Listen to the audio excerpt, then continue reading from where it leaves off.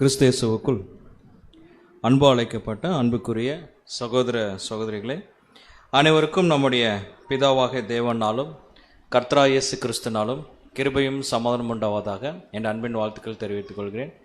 விசேஷமாக நம்முடைய தேவன் இப்படியாக அவருடைய பிள்ளைகளாக இருக்க நம்மளையும் அழைத்து இந்த மாலை வேளை தேவனுடைய சத்திய வார்த்தைகளை தியானிக்கும்படியாக தேவன் கிருபை செய்துள்ளார். அதனால் நம்முடைய தேவனுக்கு மீண்டுமாக நம்முடைய ஆண்டவராகிய இயேசு கிறிஸ்து மூலம் நன்றி எடுத்துக்கொள்ளலாம்.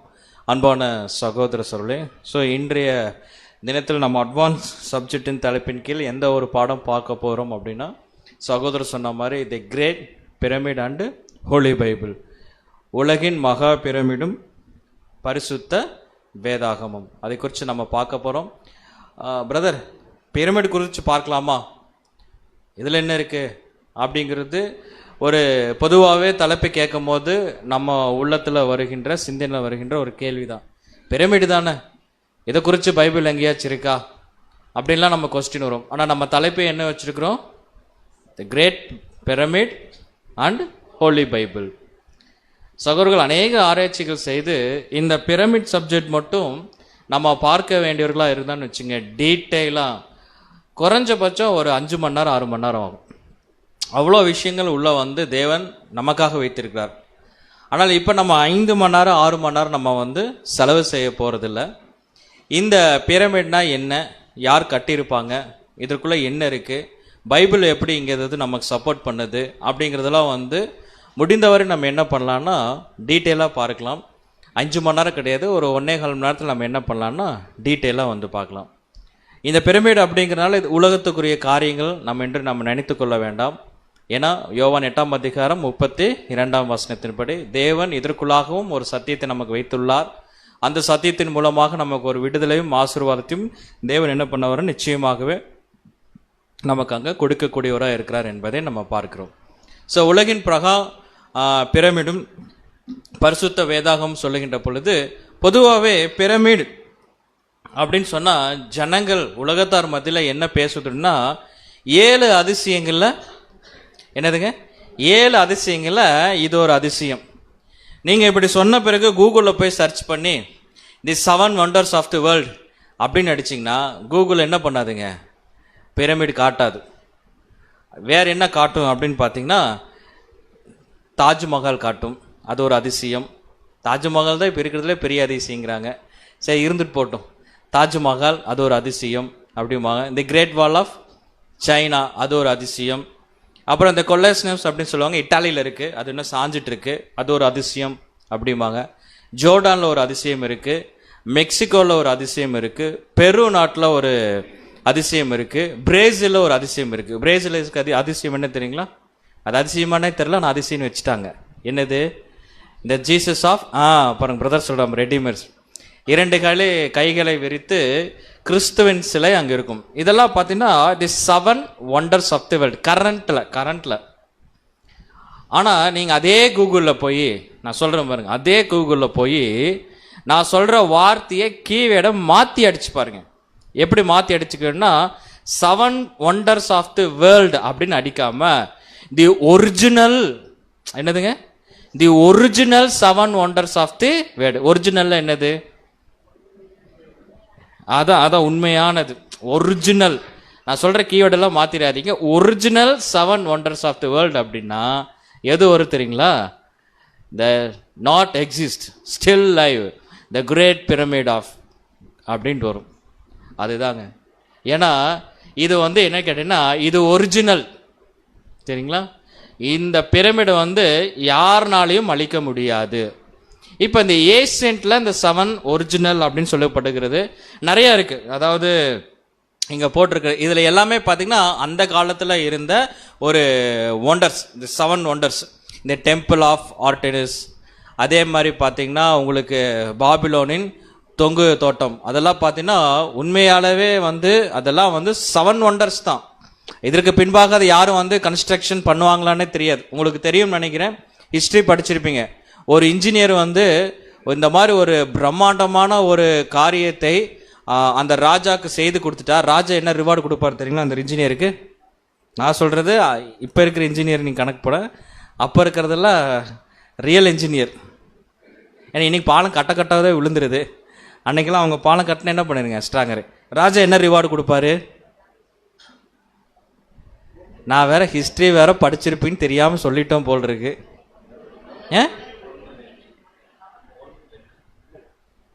பொண்ணு கொடுப்பாங்களா? பொண்ணு மாப்பிள்ளை அந்த பொண்ணு கோல்டு, கோல்டு சில்வரு அது கொடுப்பாங்களா? அந்த மட்டும் எந்த ராஜாவும் என்ன பண்ண மாட்டாருங்க, செய்ய மாட்டார். 3 விஷயங்கள் பண்ணுவாங்க. ஒன்று என்ன பண்ணுவாங்கன்னா, கட்டவரல் இருக்கு பார்த்தீங்களா, அதை வந்து கட் பண்ணிடுவாங்க. இன்னொன்று என்ன பண்ணுவாங்கன்னா, கண்ணை 2 என்ன பண்ணிடுவாங்க, பிடுங்கிடுவாங்க. இன்னொன்று என்ன பண்ணுவாங்கன்னா, கொஞ்சம் நல்ல ராஜாவாக இருந்தால் உன்னை கட்டவரல் கட் பண்ணி கண்ணை 2 பிடுங்கி உன்னை நான் கஷ்டப்படுத்த விரும்பலை, உன்னை என்ன பண்ணிடுறேன், ஒரேடியே என்ன பண்ணிடுறேன், கொலை செஞ்சு. காரணம் என்னன்னு பார்த்தீங்கன்னா, இவங்க இதுக்கப்புறம் போய் வேறொரு ராஜா வந்துச்சுன்னா இந்த மாதிரி ஒண்டர்ஸ் என்ன பண்ணக்கூடாதுங்க, செய்யக்கூடாது. அப்போ இந்த ஒண்டர்ஸ் எல்லாம் சாதாரண விஷயம் கிடையாது. இதுக்குள்ள நிறைய பேர்த்தோடைய இன்வால்வ்மெண்ட், எனர்ஜி, இது சாதாரண விஷயமே கிடையாது. ஆனா என்ன ஒரு பிரச்சனை அப்படின்னு பார்க்கின்ற பொழுது ஒரு விஷயம் இருக்கு. காரணம் என்னன்னா, இந்த ஒரிஜினல் 7 ஒண்டர்ஸ்ல இப்போ பார்த்தீங்கன்னா எல்லா ஒண்டர்ஸும் அழிஞ்சு போச்சு. ஒரிஜினல் 7 ஒண்டர்ஸில் எதுவுமே இப்போ என்னது இல்லைங்க. பாபிலோனியன் தொங்கு தோட்டம் இருக்கா? ஈராக்கில் போய் பார்த்தா அங்கே தொங்கு தோட்டமாக இருக்கும், தொங்கு தோட்டம் இருக்காது. வேணா வெடிகுண்டு வேணா என்ன இருக்கும், அங்கே இருக்கும். அங்கே இல்லை, எல்லாமே அழிஞ்சு போச்சு. காரணம் என்ன அப்படின்னு பார்த்தீங்கன்னா, இதெல்லாம் மனுஷன் கட்டினது. மனுஷன் கட்டினதுனால என்ன பண்ணிடலாம், அழிச்சிடலாம். அப்போ அழிக்க முடியாத ஒரு ஒண்டர்ஸ் இருக்குன்னா நம்ம என்ன பண்ணணும், யோசிக்க வேண்டியவர்களாக இருக்கும். ஏன் இது அழிக்க முடியவில்லை அப்படின்னா, இந்த கட்டினது சுப்பீரியர் இன்ஜினியர். அந்த இன்ஜினியர் பார்த்தீங்கன்னா அவர் கிங் ஆஃப் தி கிங்கு. அவரை வந்து எதுவுமே என்ன பண்ண முடியாது, செய்ய முடியாது. இந்த கிரேட் பிரமிட் ஆஃப் கிசா. இது என்னது, வசனம் இருக்கா, இதை குறித்து வசனம் இருக்கான்னு கேட்டீங்கன்னா பைபிள்ல இருக்குங்க. அதனால தான் இதை குறித்துதான நம்ம ஒரு விஷயத்தை பிரம்மாண்டமாக நம்ம வந்து 1.5 மணி நேரத்தில் பார்க்குறோம். பாருங்க, ஏசாயா 19ஆம் அதிகாரம் 19ஆம் வசனம் வாசிப்போம். ஏசாயா 19ஆம் அதிகாரம் 19ஆம் வசனம்.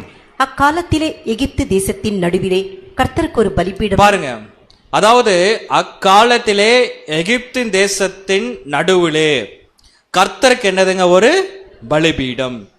சரிங்களா? அதன் எல்லை அருகே கர்த்தருக்கு ஒரு ஸ்தம்பமும் உண்டாயிருக்கும். இதை குறித்து நிறைய விளக்கங்கள் இருக்கு. நம்ம அதை அந்த அளவுக்கு டீட்டெயிலா பார்க்க போறது இல்லை. இது காரணம் என்னன்னா, கர்த்தரை துதி செலுத்துவதற்காகவே, நல்லா புரிஞ்சு, கர்த்தருக்கு துதி செலுத்துவதற்காகவும் கர்த்தருக்கு நன்றி செலுத்துவதற்காகவும் அங்க ஒரு அடையாளத்தை தேவனே என்ன பண்ணிருக்காருன்னா அங்க வச்சிருக்கிறார். இதுக்கு நிறைய மீனிங் இருக்கு, நான் உங்களுக்கு புரியும்படியாக அவுட்லைன் மட்டும் சொல்றேன். அப்ப தேவன் இந்த ஒரு பில்லர் என்ன பண்ணிருக்காருன்னா சென்டர்ல வச்சிருக்கிறார்.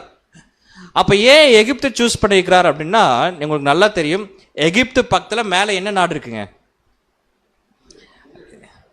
கேட்கக்கூடாத கேள்வி கேட்டபடியால் அனைவரும் மன்னித்துக் கொள்ளுங்கள். எகிப்துக்கு மேல ஒரு நாடு இருக்கு. அந்த நாட்டை குறித்து நம்ம பைபிள்ல என்ன பண்ணிட்டு இருக்கிறோம், தினமும் படிக்கிறோம். அது என்ன நாடு? இஸ்ரேல். இது எங்க இருக்குன்னா கரெக்டா பாத்தீங்கன்னா எகிப்து இஸ்ரேலுக்கும் நடுவுல அங்க ஒரு சென்டர் பாயிண்ட்ல என்ன பண்றாருன்னா தேவன் அங்க இந்த பிரமிட் என்ன பண்ணிருக்காருன்னா அங்க வச்சிருக்காரு. இது எப்படி இருக்குன்னு பாத்தீங்கன்னா, இது வந்து லிட்டரலாவே எடுத்த ஒரு பிக்சர். அப்ப இருக்கிற பில்டிங்லயும் இந்த பில்டிங் எப்படி இருக்குங்க, ஹைட்டா இருக்கும், ரொம்ப பெருசா இருக்கும். நீங்க அப்படியே பக்கத்துல போய் ஒரு போட்டோ எடுத்தோம்னா இந்த மாதிரி இருக்கும். சரி, பக்கத்துல போய் போட்டோ எடுக்கிறேன்னா நீங்க வந்து பக்கத்துலன்னா இப்ப நம்ம செல்போன் வச்சு எடுக்கிற மாதிரிலாம் கிடையாது, அதெல்லாம் கவர் ஆகாது. சரிங்களா? வெகு தொலைவத்துல இருந்து என்ன பண்ணணுங்க, நம்ம இந்த போட்டோவை எடுக்க வேண்டியதா இருக்கிறோம். அப்ப பாருங்க, இந்த பில்டிங் பார்க்கின்ற பொழுது நீங்க அந்த சைட்ல பாத்தீங்க அப்படின்னா எல்லாமே இந்த பில்டிங்கோட ரொம்ப சின்னதா இருக்கும். மேல இருந்து எடுத்தோன்னு வச்சுங்களேன், ரொம்ப ஹைட்ல இருந்து எடுத்தோம்னா இது எப்படி இருக்குன்னு பாத்தீங்கன்னா, உங்களுக்கு கவர் பண்ணிருக்கீங்க பாருங்க, இந்த மாதிரி இருக்குன்னு பார்த்தீங்கன்னா இது மட்டும் அங்கே விசிபிள் ஆகிற மாதிரியே இருக்கும். ஒன்றும் இல்லை, 30,000 அடிக்கு மேலே போயிட்டாலே கீழே இருக்கிற பில்டிங்லாம் நமக்கு என்ன பண்ணாதீங்க, தெரியாது. ஆனால் இது வந்து 30,000 அடிக்கு போயிட்டாலும் அப்படி கீழே பார்த்தோம்னா என்னன்னு சொல்லலாம், இது வந்து பிரமிடு அப்படின்னு சொல்லலாம். அந்த அளவுக்கு வந்து ஒரு பிரம்மாண்டமான ஒரு பில்டிங் சொல்லி பார்க்கின்றோம். சரிங்களா? இது ஏன் வந்து நம்ம வந்து நன்றி செலுத்துவதற்காக ஜனங்கள் தேவன் ஏற்படுத்தியிருக்காருன்னா, தேவன் வந்து அவருடைய பிரசன்ஸ் என்னைக்குமே இந்த பூமியில இருக்கும் என்பதற்காக அவரோட அடையாளத்தை ஒரு பில்லரா என்ன பண்ணிருக்கிறாருங்க அந்த இடத்துல வச்சிருக்கிறார். உதாரணத்துக்கு இன்னைக்கு இருக்கிற பெரிய பெரிய அரசியல் தலைவர்கள் இருக்கிறாங்க பார்த்தீங்களா, அவங்க எல்லாம் என்ன பண்ணுவாங்கன்னா மறைந்த தலைவர்களுடைய ஸ்டாச்சு என்ன பண்ணிடுவாங்க, கொண்டு வந்து வச்சுக்கிறாங்க. எதுக்கு மறைந்த தலைவரோட ஸ்டாச்சு கொண்டு வந்து வைக்கிறாங்க? நினைச்சுக்கிட்டே இருக்கிறதுக்காகவா? நினைச்சுக்கிட்டே இருக்கிறதுக்காக கொண்டு வந்து வச்சிடறாரா?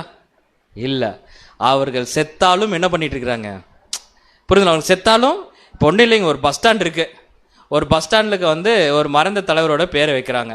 எதுக்கு மறைந்த தலைவரோட பேர் வைக்கிறாங்க? ஞாபகார்த்தமா? அது வேணாம் நினைவுன்னு போட்டுக்கலாம். ஆக்சுவலா என்னன்னா அவர் இறந்தாலும் இந்த பஸ் ஸ்டாண்ட்ல என்ன பண்ணிருக்கிறாருங்க, உயிரோட வாழ்ந்துட்டு இருக்கிறார். அவருடைய பிரசன்ஸ் புரிஞ்சுங்களா, அவருடைய பிரசன்ஸ் இங்க இருக்க வேண்டும் என்பதற்காகவே இறந்தவர்களுடைய பேர்கள் எல்லாம் தலைவர்கள் பேர்களை வச்சு என்ன பண்றாருன்னா காட்டுறாங்க. ஆனா அவர் என்றென்றைக்கும் ஜீவன் உள்ளவர் அல்லவா, அப்படி இவரோட பிரசன்ஸ் இருக்கணும் இல்ல, அவர் என்ன பண்ணுங்க இவருடைய பிரசன்ஸை கொண்டு வந்து என்ன பண்றாருன்னா அங்க வைக்கிறார். இப்ப நம்ம வாசிச்சோம்ல ஏசாயா 19ஆம் அதிகாரம் 19ஆம் வசனம், இது நம்ம வந்து ஆங்கிலத்தில் நம்ம வந்து வாசிக்கலாம் பாருங்க. In that day shall there be an altar to the Lord in the midst of the land of Egypt, and a pillar at the border thereof to the Lord. பாருங்க அது என்னன்னு பாத்தீங்கன்னா இந்த பில்லருக்கு நம்ம வந்து விளக்கம் பார்க்கலாம். ரொம்ப நல்லா இருக்கும் இந்த பில்லருக்கு விளக்கம். நான் வந்து இங்கிலீஷ்ல நான் வந்து வாசிக்கிறேன். 1 minute.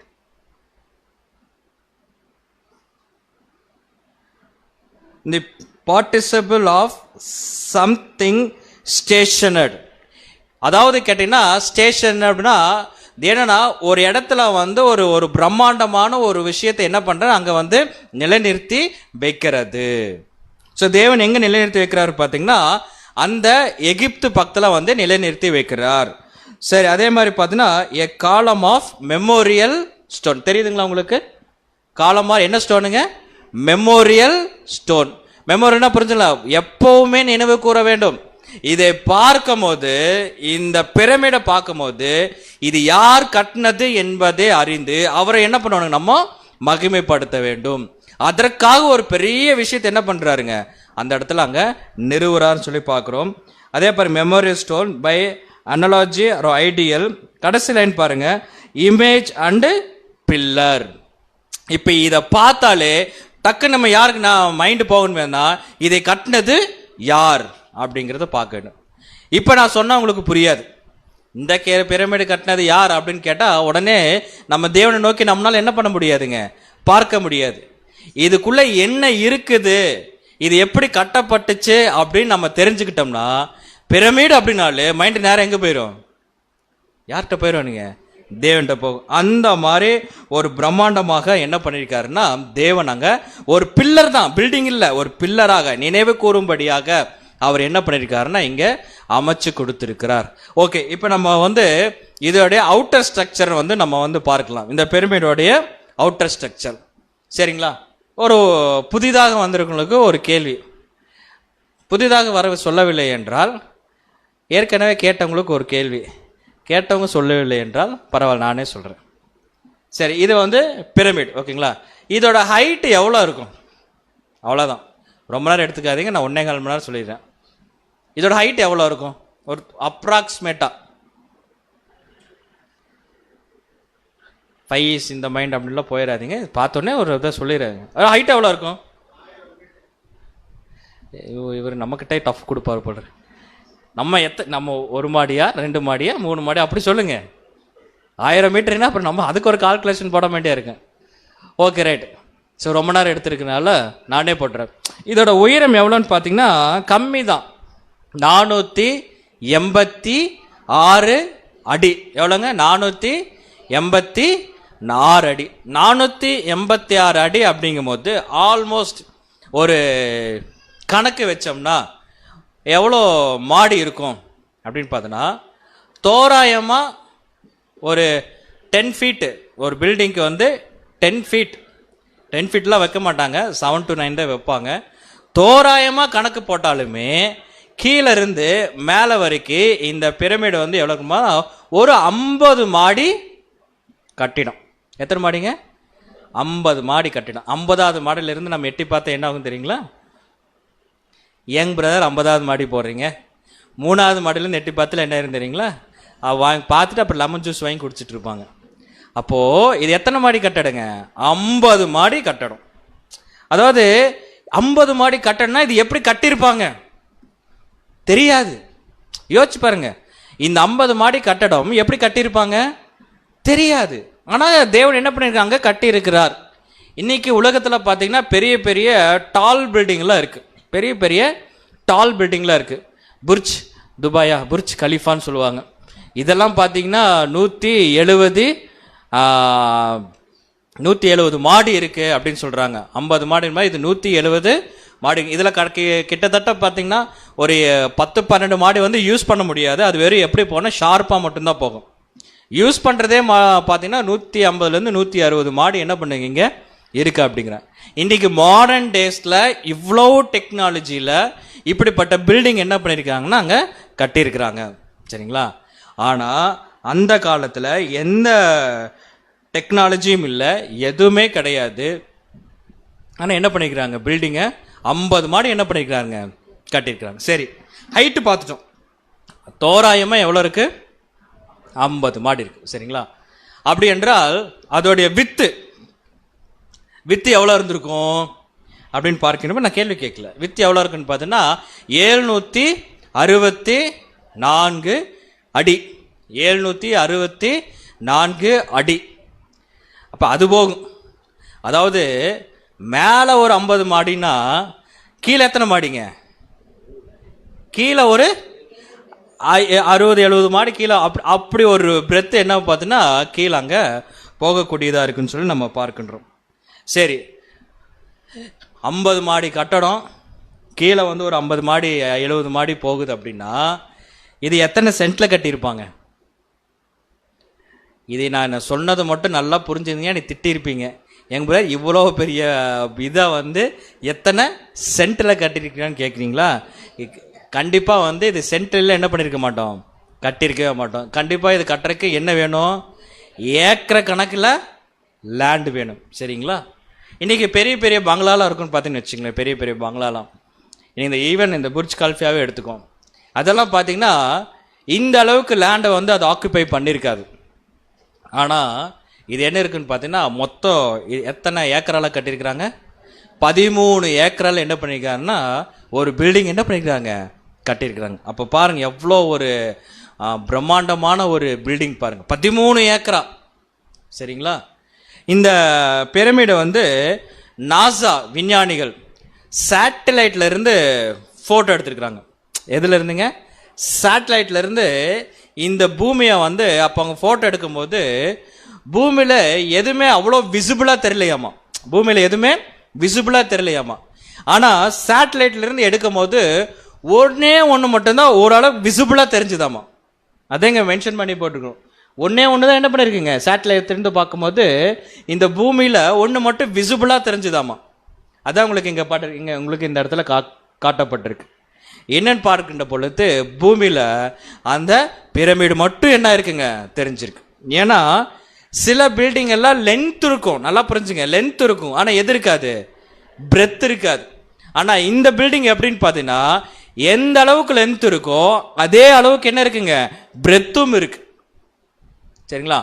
அப்படிப்பட்ட ஒரு படைப்பாக எது இருக்குன்னு பார்த்தீங்கன்னா இந்த பிரமிட் இருக்கு. சரி, இந்த பிரமிடு வந்து இவ்வளோ பிரம்மாண்டமாக இருந்தாலும் இது எப்படிப்பட்டதாக இருந்திருக்குன்னு பார்க்கின்ற பொழுது கீழே எல்லாமே ஃபுல்லாக பாருங்க, இதெல்லாம் வந்து கீழே எல்லாமே பார்த்தீங்கன்னா முழுவதுமாக கற்களாக கட்டப்பட்டு சொல்லி பார்க்கின்றோம். இதே கற்கள் மேலே போய் என்ன ஆச்சுன்னா சுண்ணாம்புனால என்ன பண்ணுவாங்கன்னா மேல் பூசிக்கிறாங்க.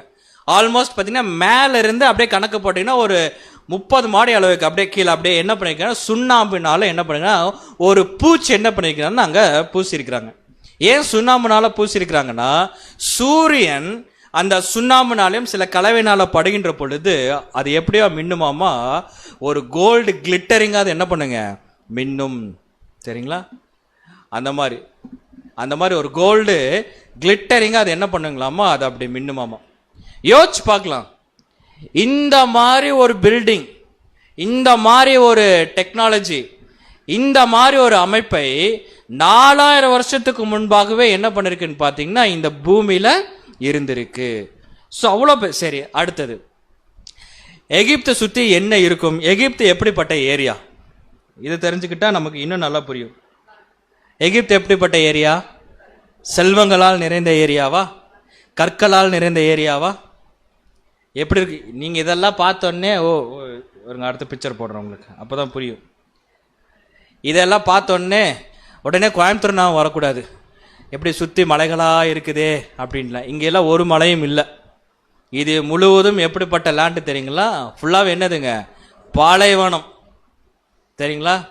தேடி கண்டுபிடிச்சா தேடினாலும் நம்மளால எது கண்டுபிடிக்க முடியாதுங்க, ஒரு கல் கூட கண்டுபிடிக்கவே முடியாது. அப்படிப்பட்ட இடத்துல இவ்வளோ பிரம்மாண்டமான ஒரு என்ன பண்ணியிருக்காருன்னா இந்த ஒரு பில்டிங்கை தேவன் எழுப்பியிருக்கிறார். சரி, ஓகே, ரைட். இதோடைய மொத்த அளவு இப்போ கொஞ்ச நேரம் நம்ம கால்குலேட்டரில் கால்குலேஷன் பண்ண வேண்டிய நேரம் வந்துருச்சு. இதோடைய மொத்த எடை, இந்த பில்டிங்கோட மொத்த எடை எவ்வளோ இருக்கும் அப்படி. இன்னைக்கெல்லாம் ஒரு பில்டிங் எடை போடுறாங்கன்னா நிறைய விஷயங்கள் இருக்கு. பில்லர் இருக்கும், பில்லருக்குள்ள என்ன இருக்குங்க? முறுக்கு கம்பிகள் இருக்கும். அதெல்லாம் சிமெண்ட் எல்லாம் போட்டு என்ன பண்ண இன்னைக்கு பில்டிங் கட்டுறாங்க. ஆனால் இந்த பில்டிங் பார்த்தீங்கன்னா அந்த மாதிரி முறுக்கு கம்பிகள்லாம் இல்லை. இங்கே ஃபுல்லாகவே என்னதான் இருக்குங்க? கற்களாக கட்டப்பட்ட ஒரு பில்டிங் சொல்லி நம்ம பார்க்கின்றோம். ஓகே, இந்த பிரமிடோட மொத்த எடை எவ்வளோன்னு பார்க்கின்ற பொழுது ரொம்ப கம்மி. என்னதுங்க? ரொம்ப கம்மி. என்னன்னா 6 மில்லியன் டன், அவ்வளோதான். எவ்வளோங்க? 6 மில்லியன் டன். 6 மில்லியன் டன் என்பது எவ்வளோ வரும் என்பது உங்களுக்கு ஹோம்ஒர்க். ஏன்னா ரொம்ப நேரம் ஆகும், நீங்கள் கால்குலேட் பண்ணி முடிஞ்சால் அடுத்த வாரம் சொல்லுங்கள். எவ்வளோங்க மொத்தம்? 6 மில்லியன் டன். இப்போ தலை சுத்துற மாதிரி ஒரு கால்குலேட் சொல்லிட்டுங்களா? 1 மில்லியன் எவ்வளோ? 10 லட்சம். சரிங்களா? ஒரு டன் எவ்வளோ? 1000 கிலோ. இப்போ எப்படி கால்குலேட் பண்ணோன்னு? 1000 மினிட் இல்லை, முதல்ல மில்லியன் இது பண்ணணும். 6 மில்லியன் இருக்கா? 1 மில்லியன்னா 10 லட்சமா? 10 லட்சம் இன்ட்டு 6 கரெக்டுங்களா? 60 மில்லியன் ஆயிருமா? 60 இன்ட்டு என்ன பண்ணுவானுங்க? 1000. அது நீங்கள் போட்டு கால்குலேட் அடிச்சு பாருங்கள், ஒரு தொகை வரும். ஒரு தொகை இப்போ இந்த பணம் தொகையே வருது, ஒரு நம்பர் வரும். அதுதான் பார்த்தீங்கன்னா இந்த பிரமிடோடைய மொத்தம் வெயிட். சரிங்களா? இமேஜினேஷனே பண்ண முடியாது, அவ்வளோ வெயிட்டு. சரி, இந்த பிரமிடை என்ன இந்த ஊருக்கு நடுவில் டிஸ்டர்பன்ஸாக இது இருக்குது. இது 13 ஏக்கராக என்ன பண்ணியிருக்கிறாங்க? வச்சிருக்கிறாங்க. இது பாலைவனத்து நடுவில் இருக்குது. ரோடு போட முடியல, பாலம் கட்ட முடியல, ஒட்டகம் போக முடியல, எதுவுமே பண்ண முடியல. அங்கே ஒட்டகம் தானே இருக்கும், ஒட்டகம் போக முடியல, ஒட்டகத்தை மேய்க்க முடியல. எது போனாலும் இந்த 13 ஏக்கரை என்ன பண்ணுறது? சுற்றி போக வேண்டியதாக இருக்குன்னு சொல்லிட்டு கவர்மெண்ட் டென்ஷன் ஆகி எப்படியாச்சும் இந்த பிரமிடை என்ன பண்ணிடலாம்? அப்ரூவ் படுத்திடலாம், அப்படி வெளியே அப்படி எடுத்து போட்டுடலாம். அப்படின்னா என்ன கவர்மெண்ட்டுக்கு ஒரு பிரச்சனை வந்துருச்சுன்னா, இதை அப்ரூவ் படுத்துகிற செலவு இருக்குது பார்த்தீங்களா, அது கட்டுறதோடு அதிகமாக இருக்குன்னு போல் இருக்குன்னு சொல்லிட்டு முடியாது அப்படின்ட்டாங்க. காரணம் என்னன்னு பார்க்கின்றபோது, ஒருவேளை இதை அப்ரூவ் படுத்தலான்னு நினைச்சா அதுக்கு ஒரு கால்குலேஷன் கொடுத்துருக்காங்க, ரொம்ப நல்லா இருக்கு. அதாவது என்னன்னு பார்க்கின்ற பொழுது, இந்த பிரமிடை அகற்ற, சரிங்களா, இந்த பிரமிடை அகற்ற 1000 டன் ஏற்றக்கூடிய எத்தனைங்க? 1000 டன்னு. அப்போ ஒரு டன்னுனா 1000, 1000 டன்னுனா அதை கால்குலேட் போட்டுங்க. 1000 டன் ஏற்றக்கூடிய ஒரு லாரி, சார் லாரினே வருது பாருங்க, ஒரு ட்ரெயின். சரிங்களா? ஒரு மிகப்பெரிய ஒரு ட்ரெயின். அந்த மாதிரி ட்ரெயின் எத்தனை வேணுமாமா? ரொம்ப கம்மி. எவ்வளோங்க? 6000 ட்ரெயின் வேணும். அதனால தான் கவர்மெண்ட் என்ன பண்ணிருச்சு, நீ பாட்டுக்கு அங்கேயே இரு, நாங்கள் என்ன பண்ணிக்கிறோம், சுற்றியே போய்க்கிறோம் சொல்லிட்டு சுற்றி போயிட்டு இருக்கிறாங்க. என்ன கவர்மெண்ட்டுக்கு ஒரு ஆச்சரியம்னா, இப்போ என்ன ஒரு ஆச்சரியம்னா, இந்த பிரமிட் விட்டு வெளியே வந்துட்டா, இந்த பிரமிட் விட்டு கொஞ்சம் தள்ளி வந்துட்டா சுற்றி என்னதான் இருக்குன்னு பார்த்தீங்கன்னா பூரா என்னதுங்க? பாலைவனம். இந்த பாலைவனத்தில் இவ்வளோ பெரிய டன் கணக்கில் எப்படி கற்களை உருவாக்கி, இல்லை கற்கள் எங்கே இருந்து கொண்டு வந்து இந்த பிரமிடை கட்டியிருப்பாங்க அப்படின்னா, ஈவன் கவர்மெண்ட்னாலையும் ஆராய்ச்சியாளர்னாலும் என்ன பண்ண முடியலைங்க, யோசிச்சு கூட பார்க்க முடியல. சரிங்களா? இதில் என்னன்னு பார்த்தீங்கன்னா, ஒரு நபர் இந்த பிரமிட் இருக்கு பார்த்தீங்களா, அந்த கற்கள் நடுவில் இருந்து ஒரு ஃபோட்டோ எடுத்துருக்க மாதிரி உங்களுக்கு பிக்சர் இங்கே இருக்கும். இது என்னன்னு பார்க்கின்ற பொழுது, இந்த பிரமிட் பில்டிங்லே இருக்கிறதுலே ஒரு சின்ன கல், என்னதுங்க? இந்த பில்டிங்ல இருக்கிறதுல ரொம்ப சின்ன கல், ரொம்ப ஸ்மால் ஸ்டோன். இப்போ ஸ்மால் ஸ்டோன் அதோட வெயிட் எவ்வளோ தெரியுங்களா? ஒரு சின்ன கல்லோட எடை மட்டும் பார்த்தீங்கன்னா கிட்டத்தட்ட 16 டன்னு. ரொம்ப சின்ன கல். சின்ன கல் தான் சொல்லி தலையில் போட முடியாது, நம்ம போயிடுவோம். இந்த சின்ன கல் எவ்வளோங்க? 16 டன்னு. 16 டன்னு எவ்வளோ? அதுக்கு தான் கால்குலேட்டர் எடுத்து வைங்க அப்படின்னு சொன்னேன். எவ்வளோ சின்ன கல்? எவ்வளோ? 16,000 கிலோ. எவ்வளோங்க? 16,000 கிலோ. அதுதான் இருக்கிறதுல சின்ன கல் 16,000 கிலோன்னா அப்போ பெரிய கல் அது எவ்வளோ இருக்கும்? அதுவும் ரொம்ப கம்மி தான். ஒரு பெரிய கல்லோட எடை எவ்வளோன்னு பார்த்தீங்கன்னா 880 டன்னு. இப்போ கணக்கு போடுங்களேன். முன்னாடி கணக்கு போட்டாங்க போல் இருக்கு டீச்சராட்ட. 8,80,000 கிலோ. எவ்வளோங்க? 8,80,000 கிலோ. இது தோராயமாக தான். ஏன்னா 8,80,000 கிலோவை வந்து தூக்கி வச்சு கணக்கு பார்க்குற மிஷன்லாம் என்ன பண்ணல மனுஷன் இன்னும் கண்டுபிடிக்கல, தோராயமாக. ஆனால் நிறைய பேர் என்ன சொல்கிறாங்கன்னா மேபி இதை விட என்னவா இருக்கலாம், இருக்கலாங்க, ரொம்ப பெரியதாக இருக்கலாம். யோசிச்சு பாருங்க, 8,80,000 டன்னு கரெக்டுங்களா? 8,80,000 டன் இல்லை, கிலோ உள்ள ஒரு கற்களை நம்ம ஒரு இடத்துல இருந்து இன்னொரு இடத்துக்கு மூவ் பண்ணோம்னா எப்படி மூவ் பண்ணியிருப்பாங்க? இப்போ இங்கே இருக்கு எக்லிஷா உள்ள என்ட்ராக முடியாமல் அந்நியர்கள் யாரோ வந்து என்ன பண்ணிட்டாங்க, ஒரு 8,80,000 கிலோ உள்ள ஒரு கற்களை என்ன பண்ணி வாசப்படியில் வச்சிடுறாங்க. இந்த கற்களை நகர்த்தினா நம்ம என்ன பண்ணலாம்? எக்லிஷா உள்ளுக்குள்ளே போகலாம். அப்படின்னா நம்ம எத்தனை பேர் சேர்ந்து அந்த கல்லை தள்ளுறது? சேர்ந்து என்ன பண்ணலான்னா கல்லை தள்ளவெல்லாம் முன்னாடி வேணா என்ன பண்ணலாம், தடவி பார்த்துக்கலாம். இதுக்குள்ளே தான் போனால் நம்ம எக்லிஷா போயிட்டு இருந்தோம், இன்னைக்கு கல்லை கொண்டு வந்து என்ன பண்ணிட்டாங்க, வச்சுட்டாங்க அப்படின்ட்டு. ஸோ மனிதர்னால இதை என்ன பண்ண முடியாதுங்க, இதை வந்து நகர்த்தவும் முடியாது, மனிதர்னால இதைய தூக்கவும் முடியாது, மனிதர்னால இதை வந்து ஒரு பிளேஸ்லேருந்து இன்னொரு பிளேஸ்க்கு மூவ் பண்ணவும் முடியாது. அப்படிப்பட்ட ஒரு கல்லாக இருக்குது. சரி, இந்த கல்லோடைய நீளம் மட்டும் பாருங்க எவ்வளோ பெருசுன்னு. கல்லோட நீளம் எவ்வளோங்க? 30 அடி. இன்னைக்கெல்லாம் பில்டிங் கட்டுறவங்கள பார்த்துருப்பீங்க. கொத்தனார் அவர் தானே பில்டிங் கட்டுவாருங்க. அவர் வந்து இப்படி கட்டிகிட்டே வருவார். டக்குன்னு ஒரு கல் எடுப்பார். கல் எடுத்து என்ன பண்ணுவாருங்க, இப்படி எடுத்து ஒரு சுற்றி பாதியை வெட்டி என்ன பண்ணுவாருங்க, அப்படி ஒரு பில்டிங் வச்சு இப்படி பூசிட்டு போயிடுவார். அந்த மாதிரிலாம் இதில் என்ன பண்ண முடியாதுங்க, பண்ணுறக்கு வாய்ப்பே கிடையாது. இதை தூக்கி ஒருத்தர் நிறுத்தோன்னாலே மனுஷனால் என்ன பண்ண முடியாதுங்க, இருக்காது. சரி, இந்த கல்லெல்லாம் நம்ம பார்த்துட்டோம். கல்லோட நீளம் மட்டுமே 30 அடின்னு சொல்லி பார்த்துட்டோம். சரி, எத்தனை கல் இந்த மாதிரி இருந்திருக்கும்? இந்த மாதிரி சின்ன கல், இந்த மாதிரி பெரிய கல் அப்படின்னு பார்க்கின்ற பொழுது கணக்கு போட்டாங்க. இது எத்தனை கல் தான் இருக்குது, தூக்குதான் முடியல, பேசாமல் என்ன பண்ணலாம், எண்ணியாச்சும் பார்க்கலாம் அப்படின்னு சொன்னாங்க. எத்தனை கல் இருந்துச்சாமா? 23 லட்சம் கற்கள். எவ்வளோங்க? 23 லட்சம் கற்கள்.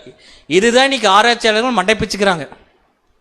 இந்த 23 லட்சம் கற்கள்ங்கிறது சாதாரண கற்கள் இல்லை, ஜல்லிக்கல் இல்லை, ஒவ்வொன்றும் பெரிய பெரிய கல். பார்த்தீங்கன்னா ஒவ்வொன்றும் பெரிய பெரிய மலை. இந்த 23 லட்சம் கற்கள்ல எங்கிருந்து எப்படி கொண்டு வந்திருப்பாங்க? சரி, யோசிச்சு பாருங்க. சரி, அந்த காலத்துல ஒரு பெரிய விலங்கு வெயிட்டை தூக்குறதா இருந்தா எந்த விலங்குங்க வெயிட்டை தூக்கும்? எது தூக்கும்? டைனோசர்னு சொல்லிடாதீங்க. ஆமா, எது தூக்கும்? அதுதாங்க பெரிய வெயிட் அப்படின்னு. எது தூக்குங்க? எலிஃபென்ட், யானை தான் என்ன பண்ணுங்க, தூக்கும். சாரி, யானை எவ்வளோ வெயிட்டு தான் அது தூக்கும்? அதோட வெயிட்டே பார்த்தீங்கன்னா அது மேக்ஸிமம் தூக்குற கெப்பாசிட்டி பார்த்தீங்கன்னா, சரி இன்னைக்கு இல்லை எலிஃபெண்ட் இல்லாமல் ஒரு பழைய காலத்து எலிஃபெண்ட் ரொம்ப ஸ்ட்ராங்காக இருக்குன்னு வச்சுக்கோங்க. அதிகபட்சம் அது பார்த்தீங்கன்னா ஒரு 1.5 டன் 2 டன் எதுவும் பண்ணுங்க தூக்கலாம். அதுக்கு மேலையில் தூக்க முடியாது, அதோட கெப்பாசிட்டி அவ்வளோதான். இப்போ பிரமிட்ல ஒரு சின்ன கல்லை தள்ளிட்டு வரனால அது எத்தனை எலிஃபெண்ட் தேவைப்படுதாங்க, கரெக்டுங்களா? கிட்டத்தட்ட பார்த்தீங்கன்னா அங்கே ஒரு 17-18 எலிஃபெண்ட் அங்கே தேவைப்படுது. இப்போ என்ன பிரச்சனை, இந்த எலிஃபெண்ட்டுக்கு உணவு கொடுத்து இதை வந்து அந்த சின்ன கல்லை மூவ் பண்ணி வரதெல்லாம் சாதாரண விஷயம். சரி, சின்ன கல்லை விட்டுருங்க. இப்போ வாங்க, 80,000 கிலோ இருக்க ஒரு கல்லை வந்து நகுத்த வேண்டும்னா எத்தனை பேர் வேணும்? இந்த தேர் இழுக்கிறதுக்கெல்லாம் என்ன பண்ணுவாங்க தெரியுங்களா? இந்த ஜனங்கள்லாம் போய் என்ன பண்ணுவாங்க? கை போடுவாங்களா? அந்த மாதிரி கோயம்புத்தூர் இருக்கிறவங்க அத்தனை பேரும் போனால் தான் என்ன பண்ண முடியுங்க? ஒரு கல்லை இழுக்க முடியுமா முடியாதுன்னு டெஸ்ட் பண்ண முடியும். ஆனாலும் என்ன பண்ணியிருக்கேன்னா அந்த ஒரு பில்டிங் வந்து அங்கே கட்டப்பட்டிருக்கு. எவ்வளோ ஒரு பில்டிங்! சரி, பில்டிங் சொல்கிறோமே, இன்றைக்கி பொதுவாகவே பார்த்தா மற்ற மதத்தினர் ஒரு வீடு கட்டுறதா இருந்தால் என்ன பார்ப்பாங்க? அதுக்கு தெரிஞ்ச விஷயம் தான், ஒன்றும் நம்ம அதை பார்க்க மாட்டோம். ஆனால் மற்ற மதத்தினர் என்ன பண்ணுவாங்க? ஒரு தூண் பார்ப்பாங்க. என்னது? அது பார்ப்பாங்க. சரிங்களா? அதனால தான் தூவோட நான் ஸ்டாப் பண்ணிட்டேன். அதை பார்ப்பாங்க. ஏன்னா ஆக்சுவலாக அது நம்ம பார்க்கக்கூடாது. அது பார்த்தா தூ தான், அது தப்பு. என்னன்னா அவங்க என்ன பார்ப்பாங்க? அது பார்ப்பாங்க. அதை பார்த்து என்ன பண்ணால் இது குபேர மூளை, இது என்னதுங்க? சரி, இல்லை ஆன்சர் பண்ணாமல் இருக்கிறதுக்கு நல்லா தெரியாமல் இருந்து ஆன்சர் பண்ணிங்கன்னா, தெரிஞ்சு ஆன்சர் பண்ணாமல் இருக்காங்கன்னா அது ஒரு மூளை அப்படிங்கிறது ஒரு குபேர மூளை, இது ஒரு வாஸ்து மூளை இல்லை, அது ஒரு மூளை அக்னி மூளையில் தான் என்ன வைக்கணுங்க? அடுப்பு வைக்கணும். அந்த மாதிரி அவங்களுக்கு ஒரு கான்செப்ட் அதில் வச்சு என்ன பண்ணிக்கிறாங்க? குபேர மூளையில் தான் எது வைப்பாங்க? குபேர மூளை தான் பணத்தை கொண்டு வந்து என்ன பண்ணுவாங்க? வச்சுருவாங்க. பிரதர் சொல்லிக்கிறான்னு யாரும் வச்சிடாதீங்க, சரிங்களா? நம்ம கொண்டு போய் வச்சேன்னா தேவன் என்ன சொல்லுவார்? மூளை இல்லையான்னு கேட்டுருவார். உங்கள் சத்தியத்தை கொடுத்துருக்கிற மூளை இல்லாமல் கொண்டு போய் காசை கொண்டு போய் மூளையில் வச்சிருக்கிறேன்ருவார். சரிங்களா? அப்படி இன்னைக்கு மனிதர்கள் இந்த மாதிரி ஒரு வாஸ்து, அதுக்கப்புறம் அவங்க ஒரு இன்ஜினியர்ஸ் பிளானோட என்ன பண்ணுறாங்கன்னா பில்டிங் கட்டுறாங்க. ஆனால் தேவன் இந்த பிரமிடை வந்து இதோட கட்டுமானம் எப்படின்னு பார்த்தீங்கன்னா 3 விதத்தில் இருக்குது. சரிங்க, 3 விதத்தில். ஒன்று வந்து பார்த்தீங்கன்னா கணிதம், தி அர்த்தமெட்டிக் சிஸ்டம். அடுத்தது பார்த்தீங்கன்னா ஜியோகிராஃபிக் சிஸ்டம். சில பேர் வடக்கு பார்த்து கட்டுவாங்க, சில பேர் கிழக்கு பார்த்து கட்டுவாங்க. சரிங்களா? அது அந்த மாதிரி அந்த ஜியோகிராஃபி கிடையாது, அது டூப்ளிகேட். இது ஒரிஜினல் ஜியோகிராஃபிக் சிஸ்டம். அதுக்கப்புறம் பார்த்தீங்கன்னா ஸ்டார் சிஸ்டம், நட்சத்திரம். ஸோ 3 சிஸ்டம் எதுக்குள்ளே இருக்குன்னு பார்த்தீங்கன்னா இந்த பிரமிடுக்குள்ளே இருக்குது. அதாவது என்னன்னு பார்த்தீங்கன்னா பெரிய பில்டிங் கட்டுறதுக்கு ஒரு ஃபார்முலா இருக்குது. நல்லா படிச்சுங்க, ஒரு ஃபார்முலா இருக்குது. அந்த ஃபார்முலாவில் தான் பில்டிங்கே கட்டுவாங்க. அந்த ஃபார்முலா என்னன்னு கேட்குறீங்களா? அந்த ஃபார்முலா உங்களுக்கு டிஸ்பிளேல காட்டப்படும். காரணம் என்னென்னா நம்ம சிவில் இன்ஜினியர் கிடையாது, மேக்ஸ்லேயே நம்ம வீக்கு, இதில் சிவில் இன்ஜினியர் ரொம்ப கஷ்டம். இது ஒரு ஃபார்முலா, பில்டிங் கட்டக்கூடிய ஒரு ஃபார்முலா. சரிங்களா? இந்த ஃபார்முலாவோட ரிசல்ட் என்னன்னு கேட்டிங்கன்னா A = πr². πr தான் சொல்லணுமா? πr d²/4. சரி, டீச்சர்ஸ் ஹெல்ப் பண்ணுறாங்க, தேங்க்யூ. சரி, இது என்னன்னு கேட்டீங்கன்னா இது ஒரு ஃபார்முலா. இந்த ஃபார்முலா படி தான் என்ன பண்ணுவாங்களாமா? பில்டிங் என்ன பண்ணிடுவாங்க? கட்டக்கூடியவர்களாக இருக்கிறார்கள் சொல்லி பார்க்குறோம். ஸோ இந்த ஃபார்முலா எங்கே அப்ளை ஆயிருக்கு அப்படின்னு பார்த்தீங்கன்னா not only out side, inside and out side. நல்லா புரிஞ்சுங்க, ஃபார்முலா இன்சைடு அதுக்கப்புறம் அவுட் சைடு. இந்த இதில் தான் பிரமிட் என்ன பண்ணியிருக்காங்கன்னா அங்கே கட்டப்பட்டு இருக்கு. ஓகே, இந்த ஃபார்முலா இன்னொரு மெயின் விஷயம் என்னன்னு கேட்டிங்கன்னா பொதுவாகவே பில்டிங் கட்டுறதுக்கு ஃபவுண்டேஷன் எங்கேருந்து போடுவாங்க? ஒரு பில்டிங் கட்டுறதுனா ஃபவுண்டேஷன் எங்கேருந்து போடுவாங்க? நம்மளால சொன்ன பால் கால் போடுறோம் அப்படிம்பாங்க. எங்கேருந்து போடுவோம்? அது கிரவுண்ட்லேருந்து தான் ஃபவுண்டேஷன் போடுவோம். இந்த பிரமிட் கட்டுறதுக்கு ஃபவுண்டேஷன் எங்கே போட்டிருக்காங்க தெரியுங்களா? கீழே கிடையாது. கீழே ஃபவுண்டேஷன் போட்டால் மனுஷன் போகிறது. பில்டிங் ஃபவுண்டேஷன் எங்கே போட்டிருக்காங்க தெரியுங்களா? மேலே ஃபவுண்டேஷன் போட்டிருக்காங்க. ஸோ உங்களுக்கு புரிஞ்சுங்களா? பில்டிங்கை நம்ம கீழேருந்து எப்படி கட்டும்? Ground floor. லோன் வாங்குறவங்களுக்கு தெரியும் பார்த்தீங்களா? லோன் வாங்குறவங்களுக்கு தான் அந்த பில்டிங் கட்டுறோடைய அருமை பெருமை தெரியும். லோன் பில்டிங் அந்த ஃபவுண்டேஷன் போட்டால் ஒரு அமௌண்ட் ரிலீஸ் பண்ணுவான், அதுக்கப்புறம் மேலே லிண்டன் காங்கிரீட் போட்டால் அங்கே ஒரு அமௌண்ட் ரிலீஸ் பண்ணுவான், அதுக்கப்புறம் இன்னொன்று கட்டும் போது அப்புறம் ஒரு லோன் அமௌண்ட் அங்கே ஒரு அமௌண்ட் என்ன பண்ணுவான்? ரிலீஸ் பண்ணுவான். அவ்வளோதான், லோனை கொடுத்ததோட சரி, முடிஞ்சிச்சு. அப்போது நம்ம ஒவ்வொரு பில்டிங்காக கட்டி கட்டி கட்டி என்ன பண்ணுறதுங்க? மேலே போகிற. இது மனுஷன் கட்டக்கூடியது. தேவன் வந்து அப்படி செய்ய மாட்டார். தேவன் என்ன பண்ணுவாருங்க? உங்கள் ஞானத்துக்கே கீழேருந்து கட்டினீங்கன்னா அவர் ஞானத்துக்கு என்ன பண்ணுவாருங்க? நான் என்ன பண்ணுறேன்? மேலேருந்து கட்டுறேன் அப்படின்னு.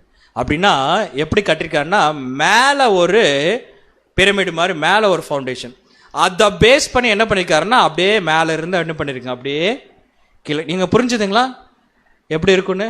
இப்போ நம்ம ஒரு 50 மாடி கட்டுறோம்னு வச்சுக்கேன். இந்த இதில் 50 மாடி கட்டணம் கட்டுறதுக்கு ஃபஸ்ட்டு 50வது மாடி கட்டிட்டு அப்படியே கட்டிட்டு வந்தால் எப்படி இருக்கும் யோசிச்சு பாருங்க. இமேஜினேஷனே பண்ண முடியாது. அந்த மாதிரி பிரமிட் என்ன பண்ணியிருக்காங்கன்னா கட்டியிருக்கிறாங்க. சரிங்களா? இது வந்து என்ன மெத்தடு? அர்த்தமெட்டிக். அதே மாதிரி இது இப்போ கண்டுபிடிச்சு இதெல்லாம் ரொம்ப வருஷத்துக்கு முன்னாடி கண்டுபிடிக்கல. இதெல்லாம் ஒரு 1700 2000 வருஷத்துக்கு முன்னாடி தான் இந்த ஃபார்முலாவை என்ன பண்ணிக்கிறாங்க கண்டுபிடிச்சிக்கிறாங்க. இந்த ஃபார்முலா கண்டுபிடிக்கிறதுக்கு முன்னாடியே தேவன் என்ன பண்ணியிருக்கிறாருங்க, ஒரு ஃபார்முலா போட்டு என்ன பண்ணியிருக்காருன்னா இந்த பில்டிங்கை வந்து அவர் கட்டியிருக்காரு. இப்போ உங்களுக்கு ஒரு கேள்வி வரும், என்னங்க பிரதர் ஸ்டார்டிங்லேருந்து எண்டிங் வரைக்கும் தேவன் கட்டினாரு தேவன் கட்டினாரு தேவன் கட்டினாருன்னே சொல்கிறீங்களே, உண்மையா அப்படின்னு உங்களுக்கு கேள்வி வரும். நான் ஏன் ஒவ்வொரு முறையும் அதை சொல்லிகிட்டே இருக்கேன்னா, மனுஷன் நிச்சயமாக இது என்ன பண்ணியிருக்க முடியாதுங்க, கட்டியிருக்கவே முடியாது. சரி, அடுத்தது ஜாகிரபிக்கல் சிஸ்டம். என்ன ஜாகிரபிக்கல் சிஸ்டம்? நான் உங்களுக்கு ஒரு க்ளூ வேற கொடுத்தேன். என்ன க்ளூ அப்படின்னு பார்த்தீங்கன்னா, இன்றைக்கி பொதுவாக மனிதர்கள் வீடு கட்ட வேண்டும்னா என்ன சொல்கிறாங்க, இதுதான் மனிதர்களோட எண்ணம். நம்மளால் எவ்வளோ பாபிலோன் இருக்கிறீங்க எவ்வளோ விவரம் தெரியுங்களா? கிழக்கு பார்த்து வீடு கட்டிக்கிறது, அப்புறம் வெளியே இயேசுவின் ரத்தம் ஜெயன்னு எழுதிக்கிறது. புரிஞ்சுதுங்களா? ஏன்னா அது வந்து ஒரு நன்மையாமா. அதுக்கப்புறம் வடக்கு பார்த்து வீடு கட்டிக்கிறது, அதுக்கப்புறம் என்ன போட்டுருதுங்க, இயேசுவின் ரத்தம் ஜெயம் சொல்லி ஒட்டுக்கிறது. சரிங்களா?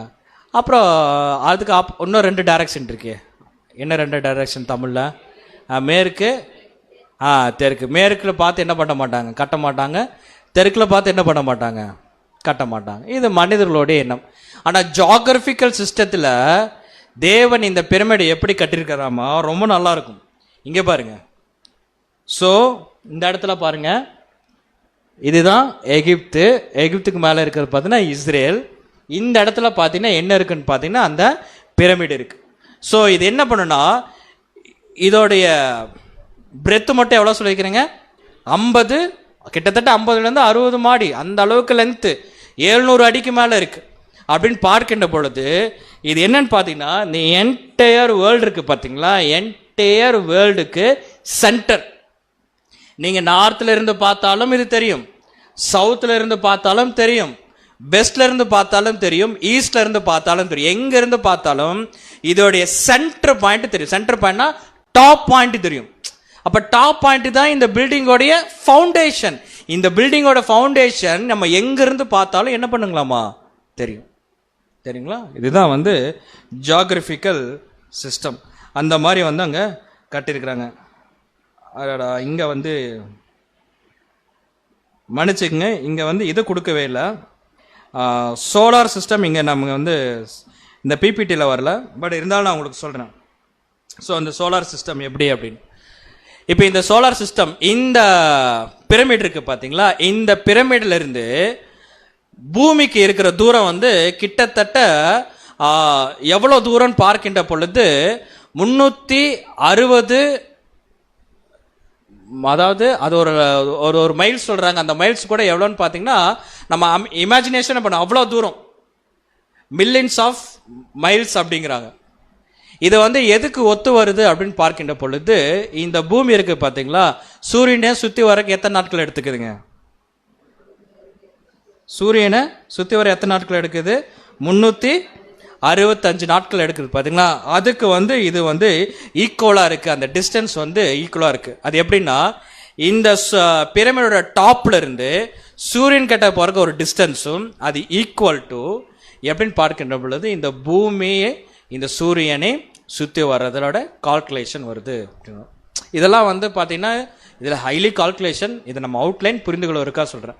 அப்போ ஒரு solar system, arithmetic system, geographical system எப்படி போட்டாலுமே எல்லா மெத்தட்லையும் கட்டப்பட்டதா எதுன்னு பார்த்தீங்கன்னா இந்த பிரமிட். இப்போ உங்களுக்கு ஒரு எளிமையான கேள்வி கேட்கப்படும், அப்படிப்பட்ட பிரமிடை கட்டினது யார்? எவ்வளோ எளிமையான கேள்வி. காரணம் என்னென்னா, 3/4 மணி நேரமாக நானே இதுக்கு ஆன்சர் பண்ணிட்டே வந்துட்டு இருந்தேன். என்னது? பிதாவாகிய தேவன். ஏன் பிதாவாகிய தேவன் என்று பார்க்கின்ற பொழுது மனிதர்கள் இதை கட்டுவதற்கு எந்த ஒரு சாத்தியக்கூறும் அல்ல. காரணம் என்ன, இவ்வளோ டெக்னாலஜி வச்சு இதை அப்புறப்படுத்தவே முடியல. நீங்கள் யோசிச்சு பாருங்க, ஒரு பில்டிங் கட்டுறது கஷ்டமா இல்லை அடித்து ஒன்றுமில்லாமல் நாசம் பண்ணுறது கஷ்டமா? நம்மளை ஏதாச்சும் இப்போ இந்த செல்ஃபோனை வந்து செய்ய சொன்னால் நம்மளால செய்வோமா? உடைக்க சொன்னால் என்ன பண்ணிடுவான்? இப்போ உடைக்கிற மாதிரிட்டு என்ன பண்ணிடுவான்? சுக்குநூக்கு அறிவோம். அப்போது இதை உடைச்சு அப்புறப்படுத்தவே முடியாதுன்னா அப்போ எந்த அளவுக்கு வந்து அங்கே கட்டப்பட்டு இருக்கும்? இன்னொரு விஷயம், ஏன் மனுஷனால வந்து இதை அப்புறப்படுத்த முடியல அப்படின்னா இன்னொரு ரீசன், இதை கட்டினது யாரு? நீங்க கட்டினது யாருங்க? தேவன் கட்டினதை இதை அப்புறப்படுத்த வேண்டும் என்றால் யார் தான் அப்புறப்படுத்த முடியும்? தேவன் தான் அப்புறப்படுத்த முடியும். மனுஷனால் என்ன பண்ண முடியாதுங்க? அப்புறப்படுத்தவே முடியாது. பாருங்க, ஏசாயா 19ஆம் அதிகாரம் 20ஆம் வசனம் மீண்டும் வாசிப்போம். ஏசாயா 19ஆம் அதிகாரம் 20ஆம் வசனம். அது எகிப்து தேசத்திலே சேனைகளின் கர்த்தருக்கு அடையாளமும் சாட்சியுமாய் இருக்கும். பாருங்க, என்ன ஒரு வசனம் பாருங்க. ஏது இந்த பிரமிட் எப்படிப்பட்டதாமா? எகிப்து தேசத்திலே சேனைகளின் கர்த்தருக்கு அடையாளம், அதுக்கப்புறம் சாட்சி. இந்த அடையாளத்தை யாருனாலும் அழிக்க முடியாது. இந்த சாட்சியை யாருனாலும் என்ன பண்ண முடியாதுங்க? அழிக்க முடியாது. ஏன்னா இது தேவன் கட்டினது. இதை கட்டின பின்னாடி ஒரு 4000 வருஷத்துக்கு பின்பாக என்னோட பிள்ளைகள் வந்து இதை படிக்கும் போது என்னுடைய பிரம்மாண்டத்தை என்ன பண்ணிக்குவாங்க? உணர்ந்து கொள்வார்கள். நம்ம தேவன் நினைச்சோன்னா என்ன பார்த்துருவோம்னா, வானத்தை பார்ப்போம், கடலை பார்ப்போம், ஆகாயத்தில் இருக்கிற நட்சத்திரங்களை பார்ப்போம், சூரியனை பார்ப்போம், இதெல்லாம் மலைகளை பார்ப்போம், தேவனுடைய பிரம்மாண்டம்னு. தேவன் சொல்றார், நான் ஒரு வேளை பில்டிங் கட்டினேன்னு வச்சுக்கங்களேன், நான் ஒரு பில்டிங் கட்டினேன்னா அந்த பில்டிங்கை உங்களால் இந்த பூமியில் என்ன பண்ண முடியாது? அழிக்க கூட முடியாது. இதில் வர அவர் வந்து பில்டிங் கட்டினேன்னு சொல்லவே இல்லை. நம்ம என்ன வசனம் படித்தோங்க? ஒரு பில்லர் தான் கட்டியிருக்கிறாராமா. என்னதுங்க? பில்லர். ஒரு பெரிய பெரிய பில்டிங்க்கு பில்லர் பார்த்துருக்கீங்களா? எத்தனை பில்லர் இருக்கும்? நிறைய பில்லர் இருக்கும் தாங்கறதுக்காக. ஒரு பில்லரே இப்படிப்பட்டதாக இருக்கு. பார்த்துக்க, என்னோட சாம்பிள் நீங்க பார்த்துக்குங்க. இதுதான் தேவனுடைய பிள்ளை. எதுக்கு? தேவனை தெரிந்து கொள்வதற்காக, தேவனை நன்றி செலுத்துவதற்காக. அவர் என்ன சொல்றார்? இது கர்த்தருடைய அடையாளம், கர்த்தருடைய சாட்சி. மனுஷன் வேணா என்ன பண்ணிக்கலாம் தெரியுங்களா? மேலே ஏறி கீழே இறங்கி பார்த்துக்கலாம். இதனால தான் நம்முடைய வேத மாணவர்களுக்கு ரொம்ப வந்து ஒரு சுவாரஸ்யமாகி இதுக்குள்ள என்னதான் இருக்குன்னு சொல்லி கண்டுபிடிச்சிடலாம்னு சொல்லிட்டு ஆராய்ச்சி பண்ண என்ன பண்ணாங்கன்னா ஆரம்பிச்சாங்க. ஏன்னா அவ்வளோ விஷயங்கள் தேவன் உள்ள வச்சிருக்காரு. தேவன் ஒரு பில்டிங் கட்டுறாருன்னா அதுக்குள்ள காரணம் இல்லாமையே கட்டியிருப்பார், அதுக்குள்ள திட்டம் இல்லாமையே கட்டியிருப்பார். அதுக்குள்ள கூட என்ன இருக்குன்னு பார்த்தீங்கன்னா அங்கே திட்டம் இருக்கு. பாருங்க. சரி, ஒரு வசனம் அழகா இருக்கு லூக்கால. மனுஷன் பேசவில்லை என்றால் எது பேசும்? கல்லு பேசும். மனுஷன் பேசவில்லை என்றால் கல்லு பேசும். நம்ம சத்தியம் தெரிந்த பின்பாக இவர்தான் ஜெகோவா கடவுள், he is the original God, அவருடைய சொந்த குமாரன் இயேசு கிறிஸ்து அப்படி நம்ம பேசலினா இந்த பிரமிட் பேசும். எது பேசுங்க? இந்த நம்ம தேவன் யார் என்பதை இந்த பிரமிட் என்ன பண்ணுங்க? பேசும். தேவனுடைய பிரம்மாண்டத்தை இந்த பிரமிடு பேசும். ஞானவான்கள் இந்த பிரமிடை பார்த்தா பேசுவாங்க. அதான் தேவன் சொல்றார், நீங்க பேசலினா என்னுடைய கல் என்ன பண்ணும்? பேசும். லூக்கா 19ஆம் அதிகாரம் 40ஆம் வசனம். லூக்கா 19ஆம் அதிகாரம் 40ஆம் வசனம். அவர்களுக்கு அவர் பிரதியுத்தரமாக, இவர்கள் பேசாமல் இருந்தால் கல்லுகளே கூப்பிடும் என்று உங்களுக்கு சொல்லுகிறேன் என்றார். என்ன சொல்றப்ப நீங்கள் இவர்கள் பேசாமல் இருந்தால் கல்லுகள் கூட என்ன பண்ணும்? கூப்பிடும். தெரியுங்களா? அப்போ தேவன் பாருங்க, இவ்வளோ பெரிய பிரம்மாண்டத்தை எல்லாம் ஓரமா வச்சுட்டு அவர் சொல்றார், என்னுடைய சத்திய வார்த்தைகள் என்ன பண்ணுங்க? கேளுங்க அப்படின்ட்டு. என்னோட சத்திய வார்த்தை கேளுங்க அப்படிங்கிறார். தேவன் பார்வையில் அது ஒண்ணுமே கிடையாது, வெறும் பில்லர் தான். ஆனாலும் அதை விட மேன்மையான விஷயத்தை நமக்கு என்ன பண்ணிருக்கிறார்? கொடுத்துருக்கிறார். சரி, இந்த பிரமிடுக்குள்ள என்ன இருக்கு? சரி, இவ்வளோ பெரிய பிரமிடு 50 மாடிங்கிறீங்க, சைடில் ஒரு 60 மாடிங்கிறீங்க, அதுக்கப்புறம் 16 டன்னு சின்ன கல்லுங்கிறீங்க, பெரிய கல் 8,80,000 கிலோங்கிறீங்க, 16,000 கிலோ தான் டன்னுட்ட மன்னிச்சுங்க. இவ்வளோ பெரிய பில்டிங்குள்ள 13 ஏக்கரால இந்த இவ்வளோ பெரிய பில்டிங் இருக்கும்போது உள்ளுக்குள்ளே என்ன இருக்குது அப்படிங்கிறது நமக்கு ஒரு கேள்வி வரும்ல. சரிங்களா? பொதுவாக நம்ம வீடு கட்டியிருந்தான்னா போனானே ஒவ்வொரு ரூமாக பார்ப்பாங்கல்ல, கட்டுங்களா? எது பெட்ரூமு, அதுக்கப்புறம் எது வீட்டுக்குள்ள ரூமு தானே கேட்டேன், வேற எதுவும் கேட்கல. இல்லை, பெட்ரூமு, ஹாலு, ஜன்னல் பார்க்குறீங்களா? ஓகே, ஜன்னல். கிச்சன் தான் ஜன்னல்ட்டானா? ஓகே, சகோதரினால கிச்சன்ட்டாங்க. Okay, right, fine. ஸோ ஒவ்வொரு ரூமாக நம்ம பார்ப்போம்ல. அதே மாதிரி இந்த ஒரு பில்டிங்காக இருந்தாலும் இதுக்குள்ளே என்ன இருக்குங்க? ரூம்ஸ் இருக்கும். கரெக்டுங்களா? என்ன இருக்குங்க? ரூம்ஸ் இருக்கும். ஆனால் அந்த ரூம்ஸ் வந்து நம்ம வீட்டுக்குள்ளே போகிற மாதிரி ரூம்ஸ் இருக்காது. புரியுதுங்களா? அதுதான் சொல்ல வந்தேன். நம்ம வீடு கட்டியிருந்தா நம்ம அப்படியே திறந்தோன்னே என்ன பண்ணிடுவோம்? அப்படியே ஜம்முன்னு உள்ளே போயிடுவோம். அந்த மாதிரிலாம் இங்கே ஜம்முன்னு போக முடியாது. இது என்னன்னு பாருங்கள், உள்ளுக்குள்ளே என்ன இருக்குதுன்னு சொல்லி பார்க்குறோம். அதுக்கப்புறம் என்ன அடையாளப்படுத்தும், எப்படி போகலாம் என்பதை பார்க்குறோம். ஸோ இந்த பிரமிட் நல்லா பார்த்துங்க. இந்த பிரமிட் இங்கேருந்து கீழேருந்து ஸ்டார்ட் ஆகுது, அப்படியே மேலே போகுது. சரிங்களா? அப்படியே மேலே போகுது. இப்போ இந்த பிரமிடோட என்ட்ரன்ஸ் எங்கே இருக்குன்னு பார்த்தீங்கன்னா, எங்கே இருக்குங்க என்ட்ரன்ஸ்? ஸோ இதுதான் என்னன்னு பார்த்தீங்கன்னா நுழைவு வாயில். சரிங்களா? இங்கே இருக்கு இந்த என்ட்ரன்ஸ். இதை என்ன சொல்லுவாங்கன்னா இங்கிலீஷில் இந்த என்ட்ரன்ஸ் பேசேஜ் அப்படிம்பாங்க. பாருங்க, என்ட்ரன்ஸ் ஏறணுன்னு எப்படி இருக்கு? ஏறணுன்னு என்ன பண்ணிடுவானுங்க? அப்படியே கீழே வந்துடுவானு. எப்படி இருக்கும்? ஏறணுன்னு கீழே வந்துடும். ஸோ இதுதான் என்ட்ரன்ஸ் பாசேஜ். எப்படி இருக்குன்னு பார்த்தீங்கன்னா இப்படி ஏறணுன்னு கீழே அப்படியே வந்துடும். இது என்ன சொல்லுவாங்கன்னா தமிழில் கீழ் நோக்கும் பாதை. சரி, நல்லா பார்த்துக்கலாம். அன்பான சகோதரர் நல்லா கவனிச்சுக்கலாம். என்ட்ரன்ஸ் ஏறணுன்னு கீழ் நோக்கும் பாதை. அப்படியே கீழே வந்து இங்கே ஒரு சேம்பர் இருக்கும். இந்த சேம்பரை தான் நான் டீசெண்டாக என்ன சொன்னேன்னா, ஒரு வீட்டுக்குள்ளே போனால் என்னென்ன ரூம் இருக்குன்னு சொல்லி பார்க்குறோம்னு சொன்னோம் பார்த்தீங்களா? இது ரூமுக்கு பதிலாக இங்கே என்ன சொல்லப்பட்டிருக்கு? சேம்பர் அப்படின்னு சொல்லப்பட்டிருக்கு. சரிங்களா? வீட்டுக்குள்ளே ஏறின உடனே நேராக இந்த கீழ் நோக்கி பாதை வந்து நம்ம நேராக எங்கேக்குள்ளே கொண்டு போகும் தெரியுங்களா?